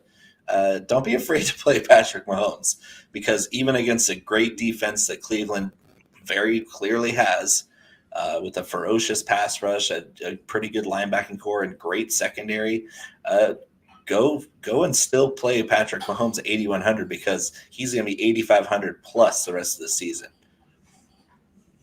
He's going to be in the 9K range at some point, and Travis Kelce will be 9K, and Tyreek Hill will be like 89K, and you'll be like, what the hell? You used to be able to get them for 83K and 78K. You could, but only in week 1. Right. Well, I said this when they released the prices.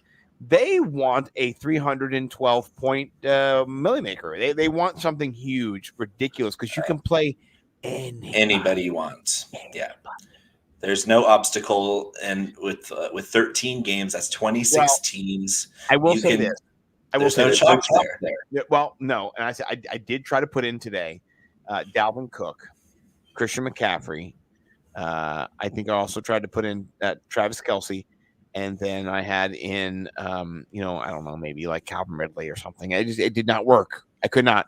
There's a few of like my favorite plays I cannot all put in together, but I definitely can put in a stack attack with my next guy that I really, really love. And I'm going to explain to you what I think about Travis Kelce and the Tyreek Hill situation all year long, because they're going to be $1,000 or $100 apart or $200 apart all year. They're going to play with them. Why don't you get a room with Travis Kelce? Well, here's why. Here's why I think about this, right? And you can disagree or agree. Travis Kelce is a volume monster. He's a nightmare matchup against any linebacker. He's bigger than any safety. So he's a tweener, just like Kyle Pitts is, right? Which is awesome for his upside. He's not going to get you 3 catches for 3 touchdowns and 180 yards. That's Tyreek Hill. Tyreek Hill's the guy who takes the top off. He's the guy who gets you 40 points and you crush your week, right? So for me, the question is, I remember week 10 last year. Exactly. The question I ask every week, is this a week that Tyreek Hill goes to the moon? And I do not think that this is the week he does that. I think that this is the week that Kelce gets more peppered with targets because of a different base game. Can Tyreek Hill explode at any time? Of course he can. But I think that in this game flow, it's not the super huge shootout. that could be. I think it's a little bit more where the Cleveland Browns, they have a 54% rushing advantage. Why would you not exploit that? You're a rushing team. Oh, they You will. have Chubb and you have Hunt. Why would you not control the clock? Why would you not run the ball all fucking day, right? Which limits the upside, I think, of both Hill and Kelsey to a degree. So I think it's a one-man show for busting out, not for getting above 20. I think both score above 20 points. I'm talking about getting above 30. That's the new threshold for Hill and Kelsey. When we talk about them the rest of the year, it's not going to be who can score 20. It's who can score 30. So I think Kelsey can score 30. I think he can go for like 9, 110, and a touchdown. That's where you get your 28, 29 points. What do you think? That's my theory. I completely agree. I'm just also playing Tyreek Hill. Oh, yeah. It's Oh, no. I'm not playing Hill. I do have a couple lineups. Better play. That's all. Yeah. I have a couple lineups where I'm doing that game stack where just in case the Chiefs come out and they're just right back to where they were last year with a revamped offensive line. Let's see, they are clicking early. I do think that the Browns are going to win this game. And it's just going to come down to they're the better overall team. They don't have the same top-end gifted players at the top of their roster like the Chiefs do because nobody else has Tyreek Hill, Patrick Mahomes, and Travis Kelce at the top. And Clyde Edwards-Helaire is pretty damn good. So, yeah, the Chiefs are going to come out and they're going to score points. You're not going to be able to stop them. And so I have that triple stack with Patrick Mahomes, Travis Kelce, Tyreek Hill, and I'm running it back with Kareem Hunt because that's a narrative of that game I can see where the Chiefs get out to a big lead and that running game becomes obsolete. It becomes a moot point. Like you said, your game plan was a game plan, and then it had to change. And so you have your pass catching back out there for more snaps. Number 27, Kareem Hunt gets all the screen work. He's got a pretty diverse route tree as a running back, and you can see him getting peppered with targets like Kelce does. Yeah, no, I agree with you on that. I like that a lot too. Let's jump real quick. We got a few games left before we get to our DFS Money Shot. By the way, last year it was a separate show. It will be a separate show. We're embedding it in because last year the first show was me and Bo. That was the DFS Money Shot. We were kicking it here, and Bo, I do believe you won. You did win, and so twice. Yeah, you did win twice on the show, and then you won like Thanksgiving on to the Super Bowl. I think until then, I beat you in between, but not as many times as you beat me. Yeah, you started off pretty well. I won week 1, then I think you won weeks 2, 3, 4, and then I won 5 through 9, and then Thanksgiving you got me good, and then from the rest of the year it was the Bo show. It was a terrible bloodbath. Speaking of that. Cam Newton has no job. We've got the Mac attack now. Mac, he told me, he said, my name is Mac and Cheese. That was my favorite clip of the offseason is when Mac Jones told the reporters in New England. I do not like Mac Jones. I think everybody loves Cam Newton. Can't just Mac and Cheese. What a great nickname, right? They call me Mac and Cheese. Cam Newton's going to be just fine. Mac Jones, I just can't look at Mac Jones and listen to him talk without smiling. He's just a great kid. He's super freaking sharp. He's the type of player that reminds me a ton of Peyton Manning, and I got a lot of shit for it by saying Tom that Brady. Or Tom Brady, just a company guy, right? Where their best traits have nothing to do with physical gifts. Like Peyton Manning got through his whole career to the Hall of Fame, won 2 Super Bowls with basically no arm strength. Very accurate passer, but he could dissect a defense, call his own plays, call his own audibles, pre-snap, post-snap. He was learning every single moment of the game. He watched film better than everybody else. Mac Jones is that type of guy.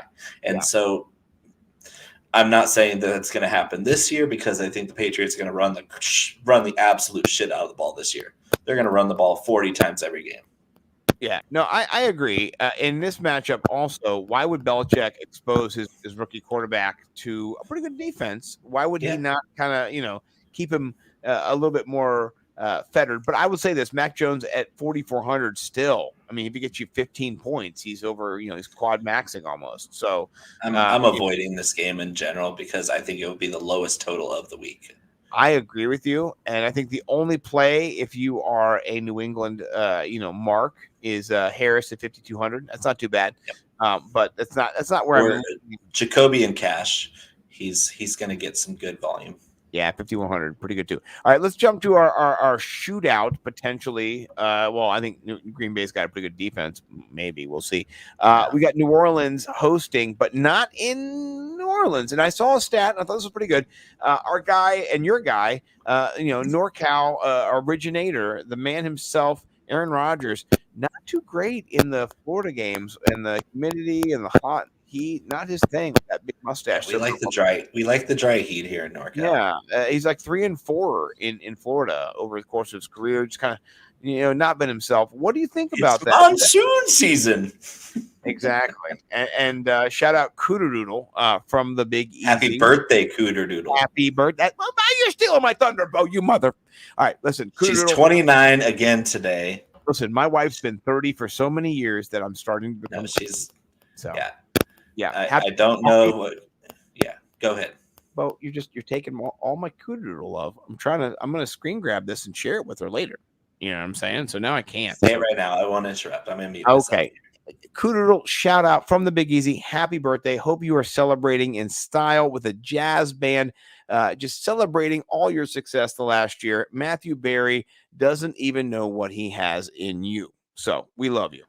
Still doesn't know, even though he has you. He doesn't know. No. And I hope, personally, I hope that your birthday was full of bourbon and being able to tweet out at least the Saints still have. Well, they just lost Marshawn Lattimore too. So that's going into this game. That's what I'm worried about, is the Packers just blowing the doors off the Saints. History doesn't tell me much, even when it's Aaron Rodgers. Well, you know what? I didn't know about the Marshawn Lattimore situation. That news is he's very questionable. He's been downgraded to questionable, and that's never good news to get on a Saturday. No, it's not. And I'll just say this: today, Bo and I, we not resurrected, but we brought forth so much content over at nimblewnumbers.com, so much, and over Patreon, over 20 lineups. I got bags under my eyes. Bags for this. 20 lineups over at nimblewnumbers.com through the Patreon. Check it out. You've got 10 from Bo, 10 from me, 5 cash, 5 GPP, so you can play.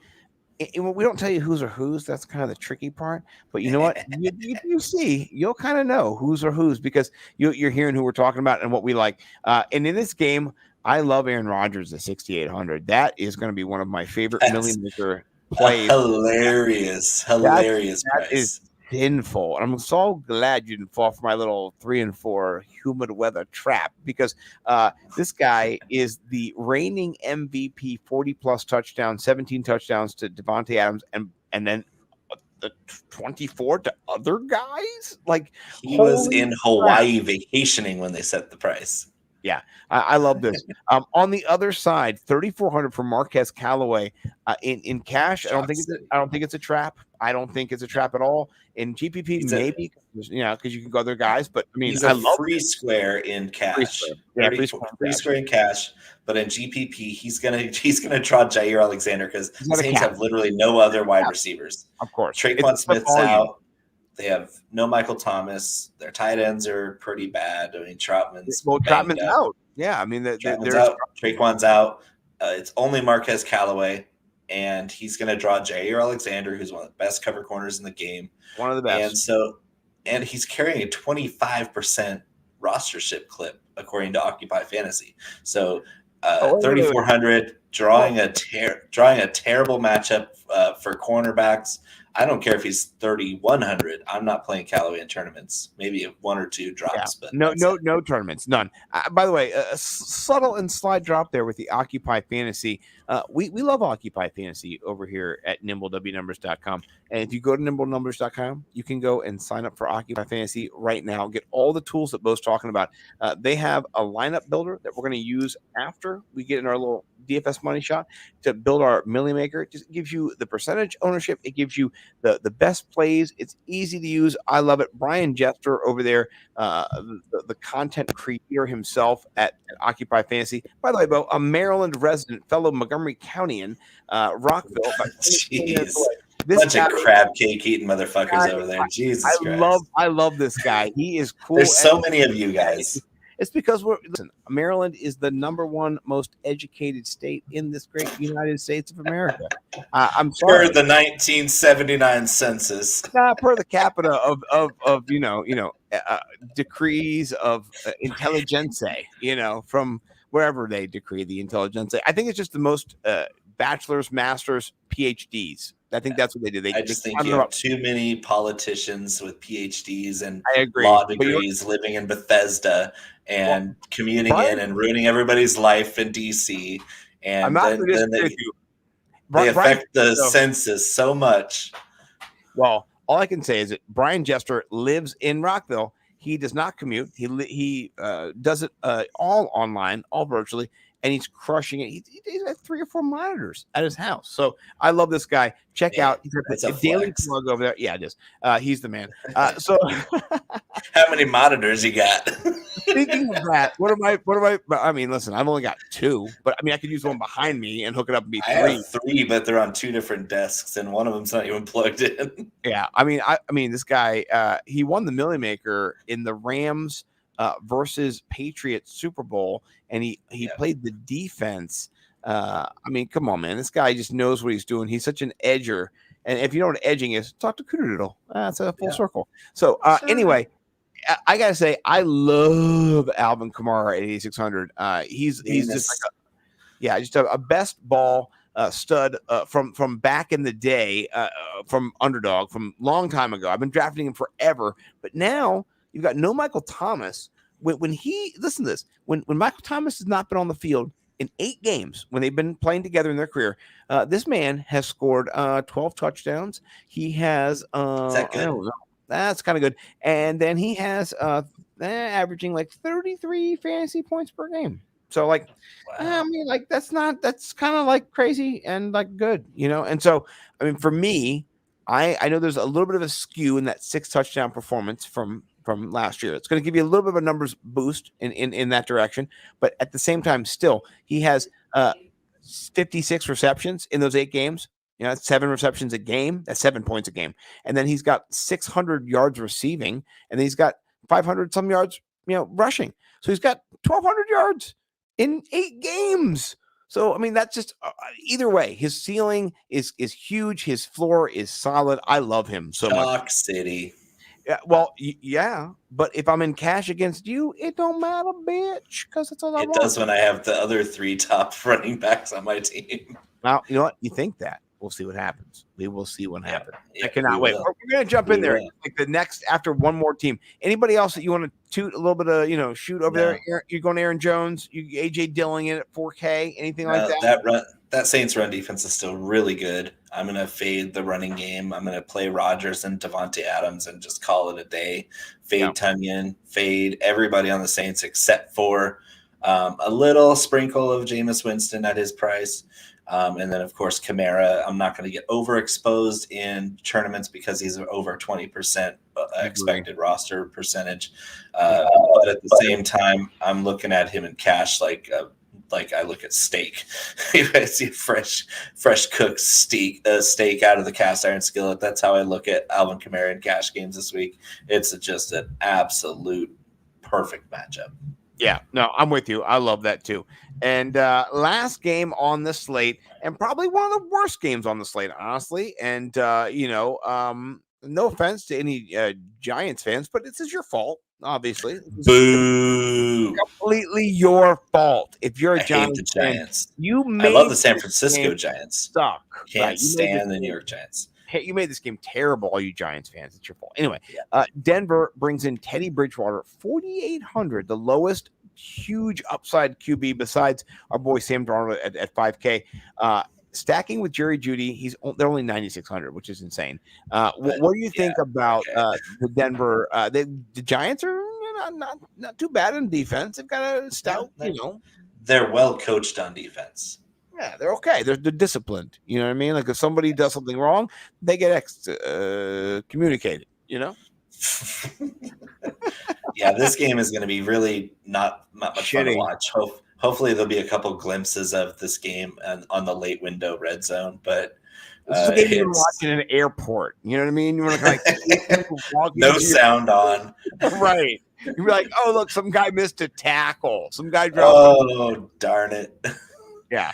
You said Teddy Bridgewater and extreme upside in the same sentence, and I almost pissed myself. Well, because Jerry Jeudy's there too. That Jerry Jeudy's the only reason he has upside. Is that Jerry Jeudy? But it's not extreme. Well, with I mean, compared to, you're going to go Mac Jones over at that price. It's just compared No, neither of them. Well, no, I'm just saying if you're going to pay down, he's my favorite pay down guy. I'm not going down below Sam Darnold.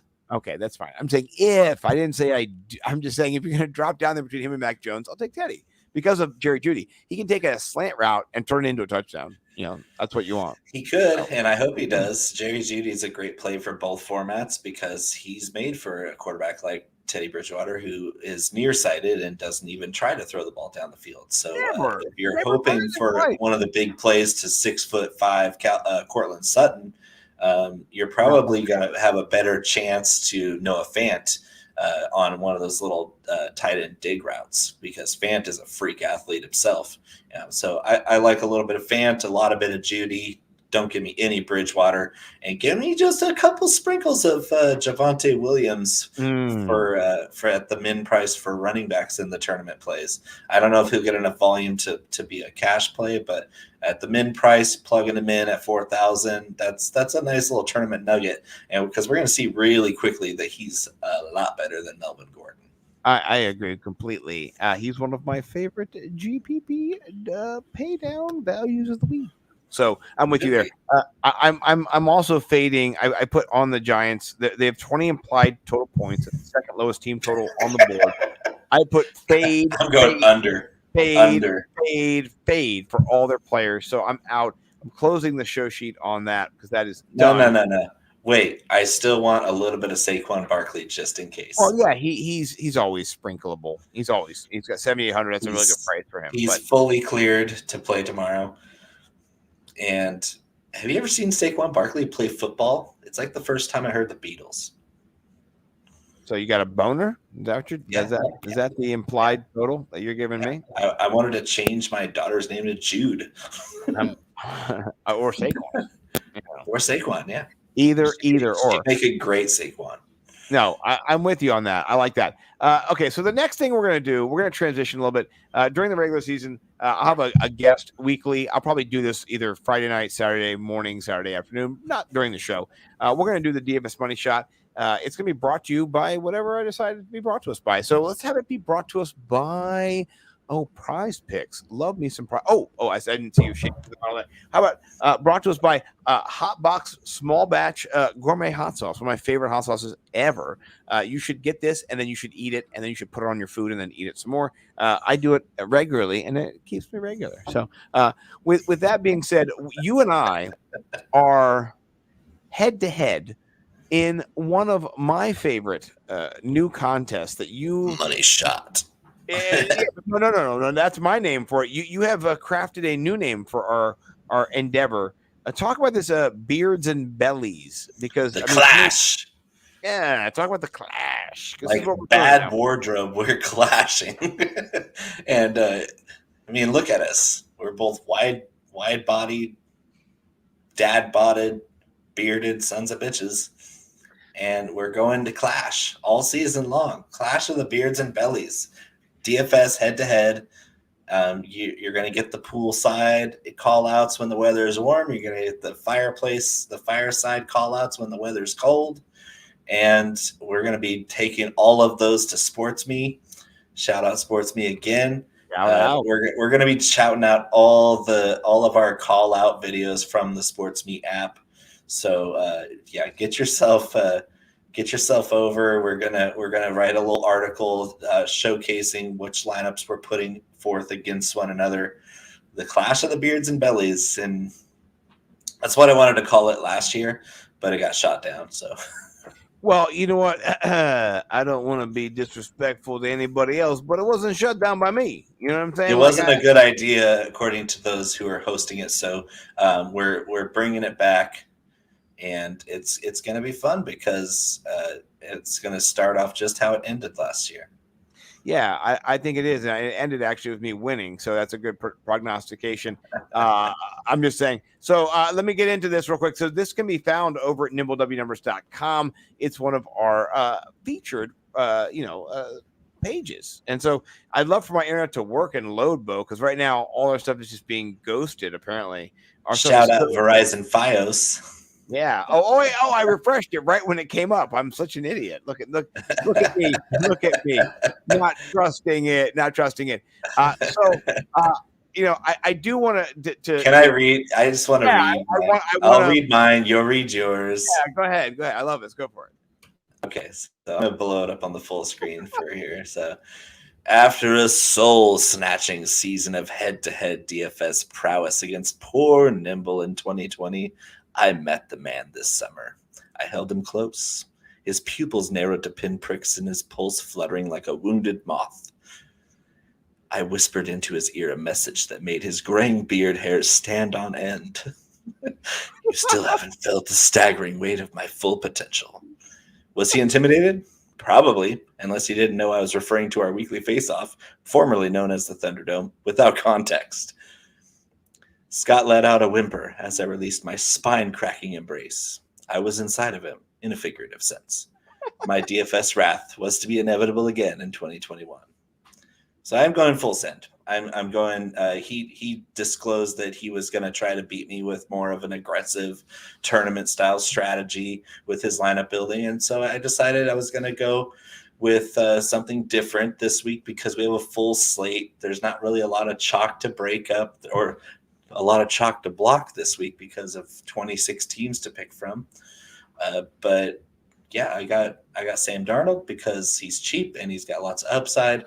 But the feature of my lineup is two things. 3 of the best running backs in the game in amazing matchups. And then 1, 2, 3, 4 rookies. I love your lineup. I'm going to play it in cash. I'm going to cash in cash with your cash lineup against me. It's got upside. I think it scores around 180 points, which I think is a good cash lineup. I think it's a really good lineup. I love your lock in the cash.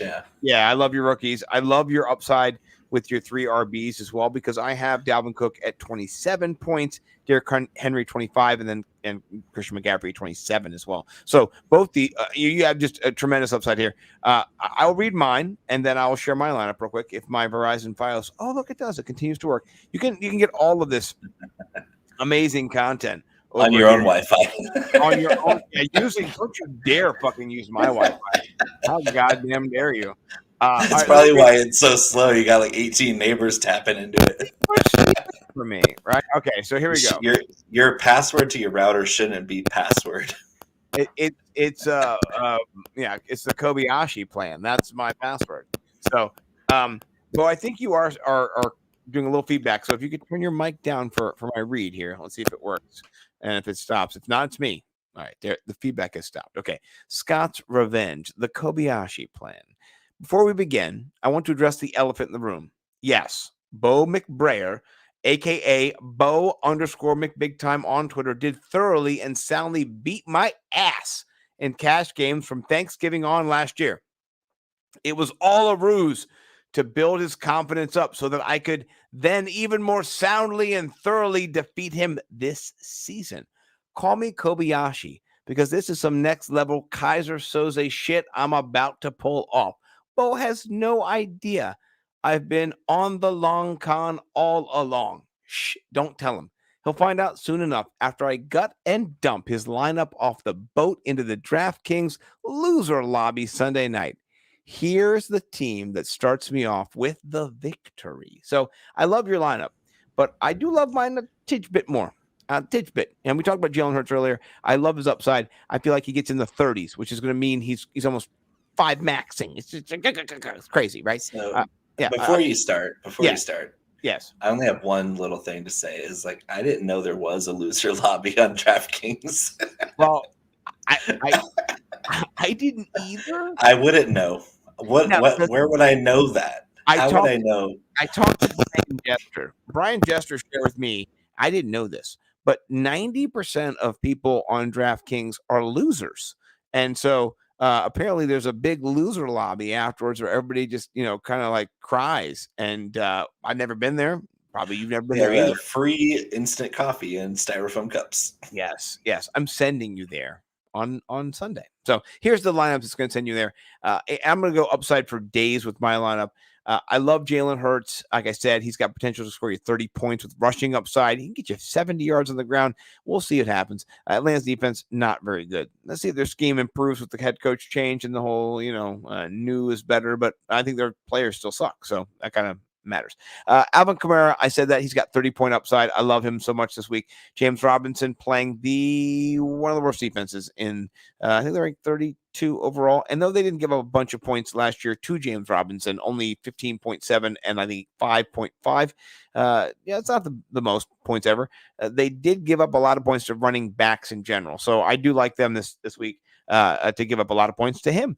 And then we got Calvin Ridley in at Atlanta facing Philadelphia. Calvin Ridley, we love him so much. I've also paired him with a comeback option of Devontae Smith, who you have as well. Kyle Pitts on the other side. So the whole Atlanta offense minus Russell Gage and Olamide are there. And by the way, do not play Mike Davis. Is that his name? Michael Davis? Micus Davis? Don't play that guy. My quads only look big because my calves are small, Davis. Right. I've got tiny legs down. I got huge calves, guys. I was not impressed by those calves. All right. And then you got Calvin Ridley, like I said, DJ Moore, 6,100. I love him so much. And then Marcus Callaway, just a nice floor. Just like, it's okay. He's good. And then I went upside over here with that matchup we talked about earlier with the, Russ, he's going to cook this year, but I don't know if he cooks in this matchup. I think it might be more of a defensive struggle. Like we said, 2,300. I just need 7 points. It's all I need. It's all I need. A goose egg from your defense. Yeah, well, we'll see. The Seattle Seahawks don't turn the ball over. That's your problem. Is you're looking for sacks and turnovers, and they don't do either. Well, maybe sacks, but I don't know. You're hoping for some sacks in a game that is going to be a lot of running game. Yeah, well, we'll see. I'm hoping for a defensive touchdown because if you're watching this, weigh in on Twitter and tell us who you think, what the spread should be, and who you're favoring. Yeah, Bo always gives himself the favorite, which I think is not I like that. Here's what I need Bo. You're not gonna like the odds I have. What do you think? What do you think? What's your you give yourself a 10-point edge? Is that what you're saying? I was gonna say 11.5. 11. I was gonna say it's more like a 6.5. So I think that 5-point discrepancy we should wager over. So here's what we should do: if you are a 11-point favorite, right? Then we should bet against that spread, right? Like you and me, just like off the side bet, or we should put the action out to the public. If you want to bet on us, we're not the book, but we're still doing the top lineup challenge. Too. Right. This is the thing. Last year, Bo and I did something called we didn't do it last year. I want to do it this year. I would just talk shit about him because I would get. Every week, man, if you're not scoring 230 points, 225 points, like you're lying. I'm saying shit, man. Sorry to tell you that. I'm not being offensive, but talk to Pete Overzet, ask him how that turned out. It does not work out if you don't have lineups that are in the 220s. And I know this because Bo would stick it to me with those lineups, but it's hard to play your best lineups against every situation to understand it. That's something I'm trying to grow in. I was talking to Brian Jester about that. I'm getting a little bit better about how to build those lineups. So this year, just as kind of like a grace period between you and I, Bo, we're going to do something called the top shot, right? What is your best lineup every single week? So we're going to be in a contest. If you want to come in with us, we can make it $5 a week or $10 a week, whatever it is, whatever it is. We're going to do this head-to-head contest, which is a little bit different, but still top shot. You want to put your lineups up against ours? Throw them in the Twitters, man. If you got a better lineup than one of ours each week, I'll give you $5. You know what I'm saying? Like that's how good our lineups are. I'm not going to lie. Last year, we did this little thing we're going to do now. We did the Millie Maker. Bo, you don't know this because I don't tell you everything. I almost won every single Millie Maker, at least $20 or $30 or $40. I'd win regularly because of the lineups that we created here on Saturday night using the Occupy Fantasy lineup builder. So do go check that out. We're going to do it right now. We're going to enter the contest right here. This is the $5 million fantasy. $1 million. Yeah, you've got a lot of people in this. I believe you have. I'm already in it a few times. I think you have 150 entries. So a bunch of people are going to be in this. But we'll put a dart in here. You can see I've got some other lineups, and I'm not going to roll with those because we're going to build a fresh one. So, but we're going to use the Occupy Fantasy tool. We're going to create a new lineup. Yeah, new lineup. But before we do that, I just want to say you can go sign up for that. Check our website. We've got links. Our partner links are almost every page. So the Occupy Fantasy link will take you right there. You get your sign up on. Let's talk about where we want to build this out. How do you like to build your lineups, Bo? When you go into that Millie Maker, we did this last year. We would kind of both give our ideas. We'll kind of tit for tat, go back and forth. Do you want to start off at the running back, wide receiver? Do you want to build out from the quarterback position, stack attack? You want to run some sims over there at runthesims.com? How do you want to do it? Let's run some sims because I want to start with a stack. I start with running back on my cash builds, but for tournaments, I like to start with my main stack. So Run the Sims is one of my favorite websites that I use. Go check out runthesims.com /nimble. I don't need to sign up for it because it's something I already signed up. I'm signed up. I'm in. Beating a dead horse over here. Yeah. You should sign up too. It's really beneficial. So here's a question, Bo. When we build this lineup, are we going to build a big plethora of lineups? We're going to build one lineup. How do we want to approach this? Wide shot, and we take the best one that we think is the optimal lineup, or we're going to narrow our focus down. Let's start with the wide shot. Wide shot. Okay, I like that. So what we're going to do is we're going to log in real quick, and then you got to log in. This is me. Nimble W numbers. This is where the magic gets made. Bow. Yeah, that's me.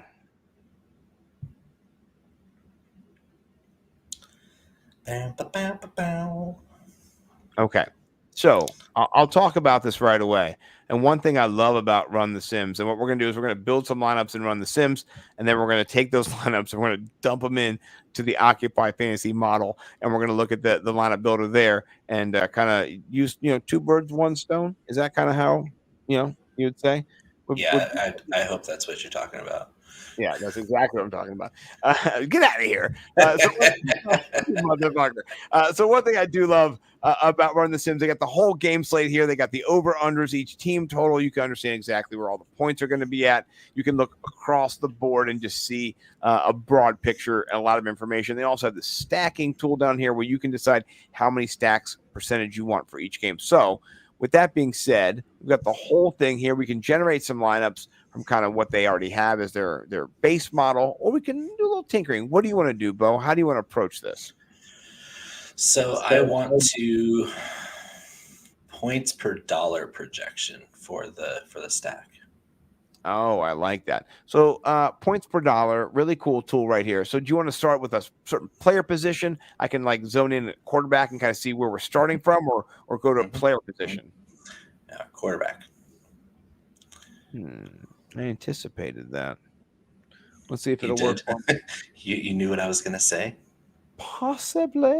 I thought a little bit about it. So, what do you think here from the outset? Points per dollar. Can you sort by that? You click on the sort there. Yeah, we're sorting. There you go. There you go. Oh, look at that. Mac Jones. I don't agree with. Oh yeah. Oh man. But right under the Teddy Bridgewater, who you also do not agree with. So two people you cannot agree with at the beginning, which I like. Yeah. I mean, if you're building a lineup like that, though, that's for a Millie Maker, you almost kind of want to feel a little queasy about it, don't you? I just don't see those top two guys as very stackable. Yeah, I'm sorry that my points per dollar now is inverted, apparently, and it doesn't want to show you the players anymore. So that's always fun. Hello. There we go. Thank you. We don't see the bottom projections. And go to quarterback only. Yeah. No, I thought we were on quarterback only. No, you got Marquez Callaway in there. No, that is not good, mate. Shout out Verizon Fios. Yeah. Shout out my mouse breaking also, or not breaking, but being left at Bo's house. I think it's safe. It's in a quiet, dark place. A quiet, dark place. Thanks, Bo. I appreciate you bringing my mouse to a quiet, dark place. Yeah. So if you scroll, it changes. It's not under any danger from street gangs, so don't worry about it. Are there street gangs where you're from, Bo? Oh yeah. Oh man, that's scary. There's not where you are. So no, even though they want you to think, the liberal media wants you to think there are tons of street gangs. There's not. Well, there are here. Yeah, I was not subjected to them, thankfully, when I visited. Shout out NorCal. So we got Sam Darnold here, your boy, at 3.87 points. Lock him in. I want to do the Panthers stack for all the people here. So let me ask you a question. When we go to the Panthers stack, what percentage do you want to do? Because we can manipulate. You know what I'm saying? Like we can make it a greater part of our stack than you know. Which quarterback? Oh, sorry. Which wide receivers? Two? How many wide receivers do you want? 1, 2, 1 running back. What do you want to do? I mean, do you want to do DJ Moore or Christian McCaffrey with him? We could do both. We could find the stacks. This is the cool thing about it. You can put in a couple different ones. You can put in 1 wide receiver, 2 wide receiver, and then what it will do is it will give you a different range of stacks. So they have some where they put DJ Moore and Christian McCaffrey together. They give you a projection of their total points compared to Terrace Marshall. You can kind of see. And then what you can do is you can decide what your target exposure is to this stack. So, for example, if you like this stack of DJ Moore, Sam Darnold, Christian McCaffrey, well, it looks like one of the more expensive stacks, but the price points are there. Or you could go with this Terrace Marshall stack over here. We have a little bit better points per dollar, 3.1. That's the one I've been playing all week. But right. So you can make this over here on your overall stack 100% of your stacks to 1% of your stacks, which is cool. And a simple slide rule just does that all you need to do. So for this one, where do you want to do? Is that how you want to do with all of them, or you just want to kind of make that a 50-50 share? How's that going to be approached? 50-50 is fine. I like that. So let's find a couple more stacks in this. So after that, we're going to we've got our stacks. So let's go back and pick another stack that we want to do. We've already got this stack saved over here. Is there another stack that you're looking to build out of any of these games? I like the Jacksonville stack. I like the Falcons stack. How many quarterbacks in the Jacksonville stack do you want? Or wide receivers in the Jacksonville stack? 1 or 2? 1. Any? Sorry, not Houston. Any running back action with that, or just one stack with a quarterback? Yeah, let's keep it with just the wide receiver. Perfect. So then we'll find some stacks. Okay, I actually selected a wide receiver, so I'm going to go back to 0. Find some new stacks. Run the Sims. So you've got it. And look at that. You get Marvin Jones up there. Nice point per dollar value. All the way Visca and to DJ Shark. What are you thinking? Anywhere you want to go with these guys? I mean, either Visca or Jones would make me happy. So why don't we do a little bit of both? We want to do like 20% of Visca and 20% of Jones? Sure. Okay. So that leaves us with about 10% of our stacking still available. So let me throw a stack in there. You know, we're going upside here. You know? Yeah, I know. Me, wild. You know, it's crazy. I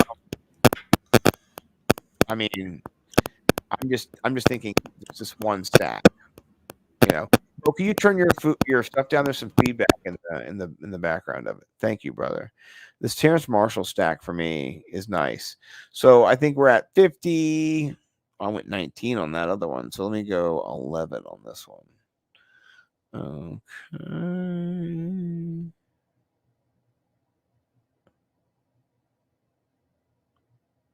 Okay. There we are. Now, let's generate some lineups. Run the Sims.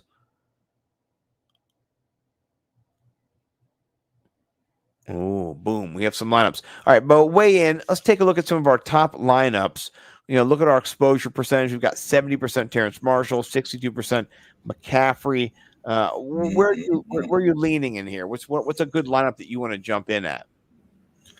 That one with McCaffrey and Kamara, the fourth one down. It's got Marshall and Kelsey and Visca and Higgins, who's a great price. That one's sexy. That one, even though it's not projected to be the top total, really has a great opportunity to be the top total. I like the little sprinkling of Kittle we got there. Yeah, there's a lot of good opportunities to be had here. I mean, and listen, if you're using this also, let's say you're using it for cash, these lineups are generating around 150, between 140 points, which you could do up or down 10, 15 points. Those are great head-to-head lineups that you can generate. I mean, man, geez Louise, just use these for head-to-heads. Love Run the Sims. This content is going to be available every single week for you at Run the Sims. They're crushing it. All right, so let's jump over to our lineup builder over at Occupy Fantasy, and we're going to go over to the main slate, and we're going to do a single build. Killing it. You got to build.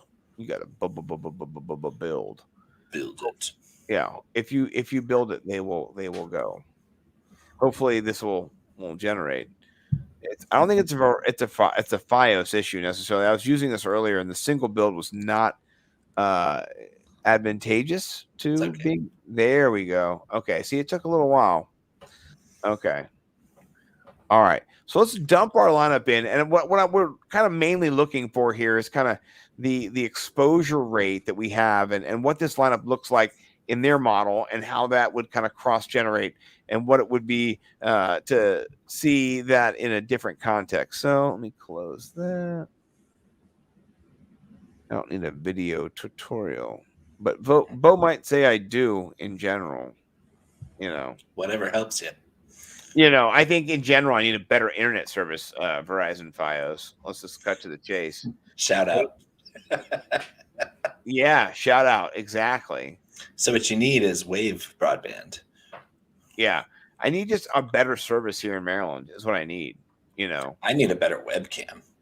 Yeah. You need a better mic as well, or something needs a better connection.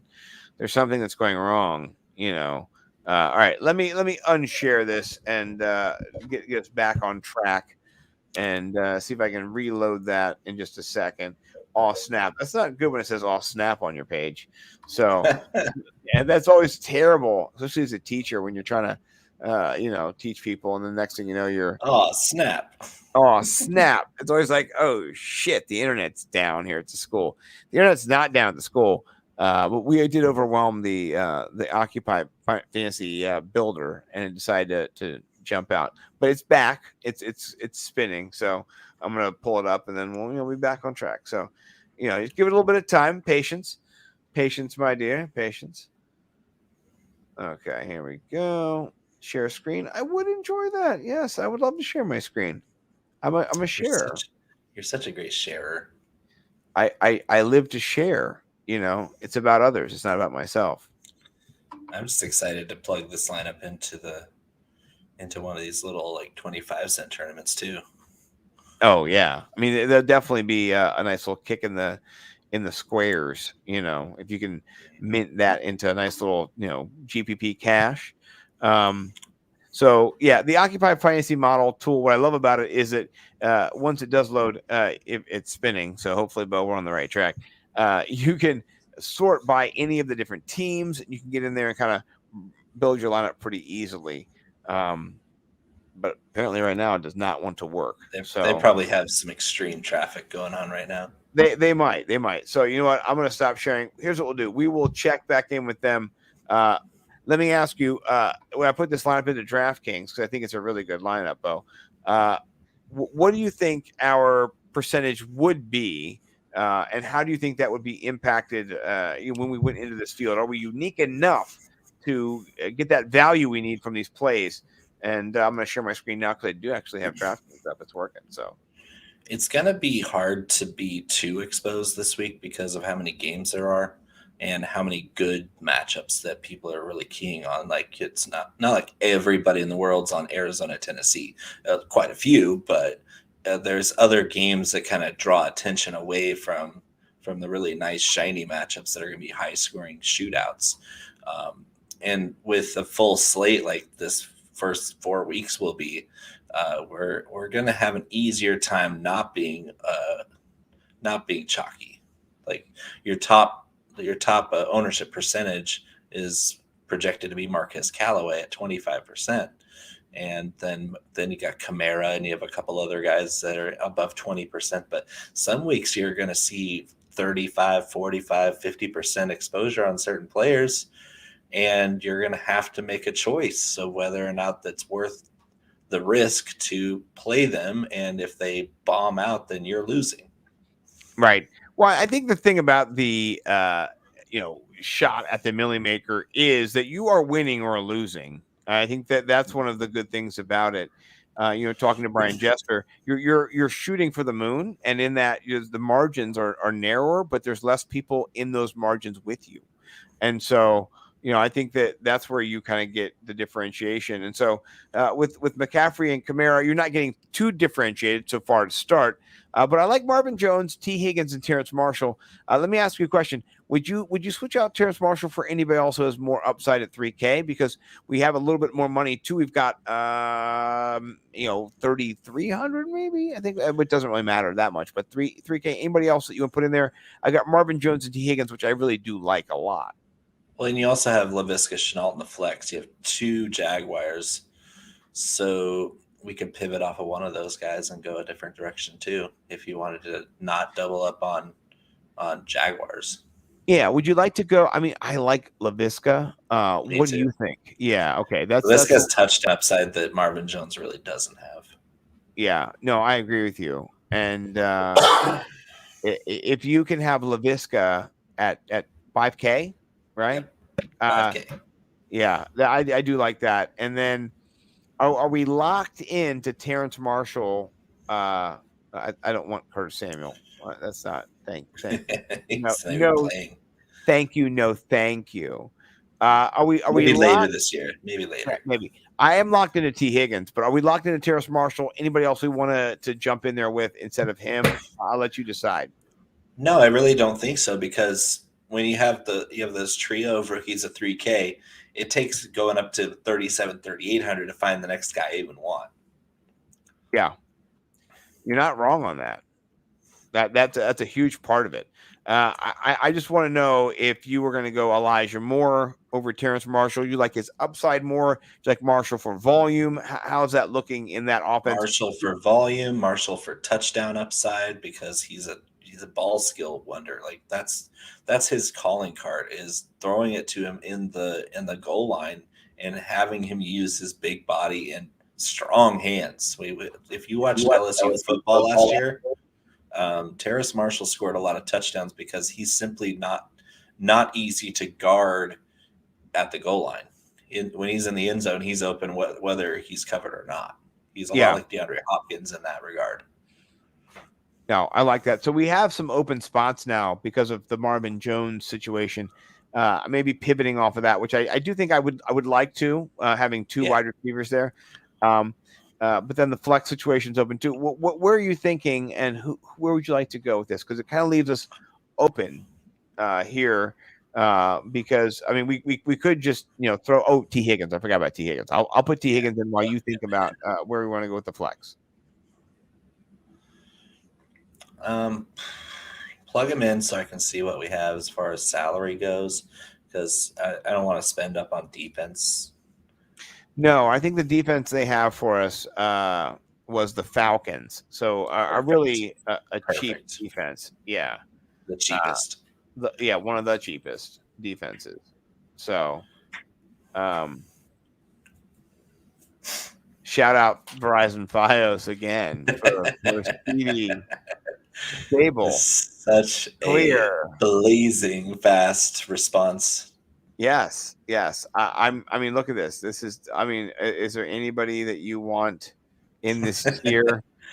Oh wait, if you go to the top, you can get the top guys only. This is like a racket. Like they won't let you get it. They're like, nah. Value plays are off limits, bitch. Yeah, no, you can't get that. How much is he? Oh, he's under 5,100. Nah, no, none for you. You can't. You already got Laviska. Why are you trying to be greedy, man? Why you always be about yourself? Higgins at 4,700. Good Thank Lord, you. That's what a price. I mean, what a price. Barely let me get him. I mean, they were basically breaking my arm. Like, nah, you can't get. So the page will finally load right after lock. Right after lock. So, what do you think? Who do you want to get here? We do have the Falcons at 2K, and So that leaves us 3,900. Is that a difference maker? It does. It is. I like what we're gonna see at 3,900. Okay, so the Falcons in there, and then let's go to flex 3,900. Boom. If you will indulge me, sweet internet, I will go slow for you, so it can go like little by little, step by step. Okay, there we go. Go slow, and then we'll just let it not feel overwhelmed. Just go to your happy place, which is like loading lineups past 7K. Oh, there you go. Look at you. I'm so proud of you. We're almost there. Well, we're going to get there. Well, we're halfway there. That's my favorite wedding song. By the way, I went to a wedding last week and 100% got terrible food poisoning. So You took a wrong turn at Albuquerque. Like in Fear and Loathing. I went to Albuquerque. I mean, that was, and it was just the worst. I don't recommend it. I don't recommend getting food poisoning to anybody. Don't do it. Stay away from food poisoning. Foodborne illness is actually very common at catered events because it's really tough to hold the food at the right temperature. Yeah, well, my steak might not have been cooked all the way. So, well, the steak probably didn't do it. It's probably the side dish. Side dishes are usually what causes it. Well, I'm just glad we're here. We're okay. We've got it. We've got some. Oh shoot! So let's start with the top of the food chain. I already know who I want to put in there. Put him in. Tell me who it is. I want to put him in. AJ Green. Oh, I like that a lot. Talk about a tournament buster, 3,800. Oh, that's a the Renaissance man himself, who didn't have a foot and ankle problem as much as he had a vision problem. He didn't see himself playing for the Bengals anymore. He didn't want to play. I love this. I'm going to enter this. We got Sam Darnold, Christian McCaffrey, CMC. And Kamara and Kelsey. 2 juniors. We've got Green, Higgins, Chenault, and Marshall. Book it.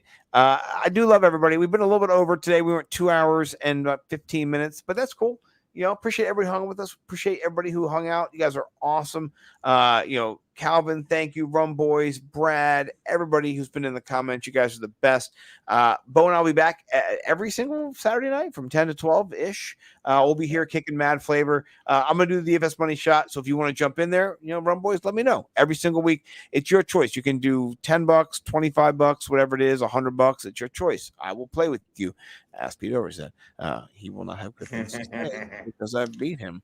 But besides that, and ask Denny Carter too. I'll play with Denny Carter. Oh, by the way, Monday on the Fantasy Millionaires. I'm sorry, Bo, that you are not our first guest. I did see that in hindsight. You should have been. You didn't ask though. Denny did, and that was the kind of it's just like one of those things where you're like, that's all it took. That's all it took. He was on the golf course, and he was just like, hey, when's the podcast? And so shout out Denny Carter. We're having him on the podcast on Monday, our first guest on the Fantasy Millionaires. But we'd like to make you the second guest. So let us know when you can come on, and we would love to make that happen as well. I'm off every Monday, so there's no reason why I can't be. So next Monday. No reason why I couldn't have been the first guest, but I guess I'll settle for the silver medal behind Mr. Low T himself. Yeah, well, I will just say this. If you were on the golf course, you would have beat him to it. I mean, that's I would have beat him at golf too. Yeah, he did shoot a 79 while we were together, which is pretty good. It wasn't a 69, but it's pretty good. So, but please do go to nimblewnumbers.com. Check out all the content that we're pumping out here. I mean, seriously, I'm not just tooting my own horn here. Bowman Big Time is crushing it. You've got our premium DFS content, which gives you everything you need, all 20 lineups. All you got to do is click on Patreon. You want Bo's cash articles? Click on any of these links. They all take you there, same place. Same thing about GPP articles. You can join there. You want to watch us on YouTube later? Boom, boom, boom. Look at that. That's on YouTube. That's us talking about lineups last week. Yeah, we've got all our partners here. RunTheSims.com, Occupy Fantasy, Big Time Flavor, Underdog Fantasy, Football Guys, Prize Picks. Check us all out. The tweeters. We love you guys. Anything else to add, Bo, before we get out of here, man? Check out all my articles, my DFS articles for ballblastfootball.com. My main slate article just dropped this morning. I have a Sunday night showdown article for coming up tomorrow morning, probably for the Bears and Rams game. I'll have one for every showdown slate matchup. So every primetime game, I'm going to have a showdown captain mode article, plus my main slate article, which is both cash and GPP guides for Ball Blast. It's a great opportunity for me. They've been awesome at providing me a great platform. And of course, my cash articles, my mug on the YouTube screen at nimblewnumbers.com, some of my actual hand-built lineups on our Patreon. So if you want to win with me and win with Nimble, you know where to go. It's just a few bucks a month to get all the stuff that comes out of our brain and wins people money. Hell yeah. And myself, you can find me over at nimblewnumbers.com. Bo and I will be writing weekly articles. So every single week, if you come over here, you will find articles that are cash articles for Bo. You'll find GPP articles for myself, which are going to be great. And then also a couple different things about our website now. If you just want to go to the stream, boom. You got the Nimble DFS articles. It'll take you right to the stream. If you want to go to the content, the page I showed before that has all three of the articles, they're all here. You just got to scroll down a little bit. Go to the next. Shout out Bios. Yeah, shout out Bios.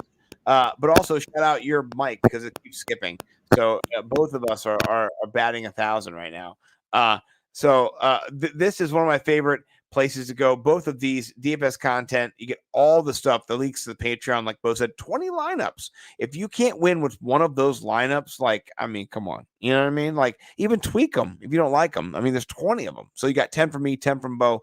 Subscribe. We've already got 3 or 4 subscribers. So, I can't wait till we've got 10 and then 100 and then 1,000 and then 1,000,000. So this is going to be great. The Nimble W Numbers team. By the way, Bo and I are partners now. We are, what you said, 51-49. We're really like 50-50, but that Bo's just being kind and gracious. We are together as entrepreneurs. So please do subscribe. We're going to be rolling out new content over there at the Patreon every week. Just different things we can do to connect and build community and talk to people. And so we want to win you money. That makes us happy, is us helping you win. Our patrons at the Barry Sanders level, the most nimble at the Barry Sanders level, they get personalized roster building. They can pick our brains specifically, ask us any questions, and we'll help you build your lineup for Sunday. Yeah, no, you will. And that's just over here, and you click on any of our Patreon links and get you there. And Bo, if you want to get our new post, you can sign up. Put your email address in here. We'll send you the new post anytime we post. We posted them all today. All 3 of these articles hit today. Normally we'll be coming out on Friday, but we're kind of building the ship as it goes. So now we have the format. We've got all 3 articles will come out every single week, and probably on Friday the first 2 articles, the GPP and the cash, and then Saturday the Bo and Scott Beards and Bellies clash. I mean, Bo, what a great title. I love that, man. And I love that you put it out there, and I accept it fully. And we're going to build the SEO. If you don't think the SEO for Beards and Bellies is available, I mean, get in line. Jeez Louise, we're all Beards and Bellies now. I hate to see the Google search at this point, because it's almost like Thirsty Thursday. Shout out Troy King. Anyway, love Troy King. Love you guys. And by the way, do go follow me. I'm not going to lie to you. I wear many hats in this world, and you saw some of those hats. I also, every Tuesday, I'm on the Mayo Media Network. I love those guys. Pat Mayo, you're the man. Also a friend of Justin Freeman. So go over and check me out. Follow me over at Nimble W Numbers on Twitter. Fantasy Millionaires, Chalk Blocked, FF Hot Stove, Mayo Media Network, the Sports Gambling Podcast Network. I'm a tout for Run the Sims, Underdog, Occupy, and Prize Picks. Code Nimble, coming out with a Prize Pick video tomorrow. did an underdog video on Thursday for the showdown slate. Every Thursday, you'll get an underdog video from me over there. And also the Sports Gambling Podcast Network, I'll do a priced up, priced down article each week. This week, I have an article that's just their prices. What do I think about them? Who their values? I give you 24 players in GPP. You get 12 in cash. You get 12. Build your lineups. Win some money, folks. Love you. Anything else, Bo? Anything else we got to do before we get out of here? I'm 3 followers away from 4,000, and I'm only mentioning that because I like round numbers. No, I'm a mathematician as well, not to be confused with the math magician. Shout out Jordan Vanek, DFS. Follow him as well. He'll be in the season once he gets off of timeout, or his mom lets him stay up this late, or whatever it is. But do go follow Bo and get him to 4K. I mean, seriously, you should do that. I might wake up with 4K tomorrow morning, so that'll be cool. I hope so, because you were like 70 away before, and I was like, this guy needs to get there. And so, but do all that. And then tomorrow, we're going to be all over Twitter. We're going to be all over. We're going to be doing fantasy football. Dip in. You might see me tomorrow, Bo, doing a little solo podcasting in the morning with my debut podcast of something called Sizzling Sausages. And that will be me. God. That will be me. Your breakfast show. Cooking breakfast, talking fantasy football. Any AMAs you want about fantasy? I'll be sleeping when you're eating breakfast. And at 10 at 10:45 a.m. That's you'll be asleep at 8. I mean, listen, it's not that. Sorry, I'll try to be asleep for your show. Okay, please. You're my next guest. So please. At noon Eastern, I am also going to be on a new early right up to lock show called the DFS Tailgate with IBT Media with Connor Coughlin and Nate Polvote. That's going to be just like our golf show, the 19th hole. We're just pivoting to Sunday morning tailgate season. So we're going to have food and drinks and football. I love that. And if you ever want me to come on there, I'd be glad to come on and share, sling around my sausages. Yeah, sling my sausages on that show. Yeah, I mean, you just can't forget to put your hot box hot sauce on your sausage. No. I mean, tomorrow what I'm gonna do is I'm gonna cook up some really good grilled onions. I'm gonna have some garlic in there. I'm gonna make them just so perfect. And then afterwards, I'm gonna drench it in some hot box from the gourmet hot box over there at the hot boxes. So I do appreciate everybody. Bo, you're the man. This was an amazing show. I can't wait to do this all season long with you and win $1 million this year. We're going to do it. We're going to have a live recording of it. So when we go back, we can just watch it. If you don't believe us, last year, Bo knows we could have many times. So we will this year. And stick with us over here at nimblewnumbers.com. We'll be over here all the time. See Denny on Monday with the Fantasy Millionaires. We just got another patron. Oh, you know what? I love it. They're already getting lineups. So that's the thing. We don't got to do any more. Our first Barry Sanders level patron. Oh, shit. Guess what? They got 20 lineups they can play immediately. And I hope they cash on us immediately. Yeah, we're ready to go. Those lineups will be there every single week. And by the way, we'll be personally helping that person build lineups tomorrow. And glad to do it. So, all right, I think that's all from us. Bo, love you, man. See you tomorrow in the fantasy football streets. Anything else? Nope. No. All right, peace. Have a good night, everybody.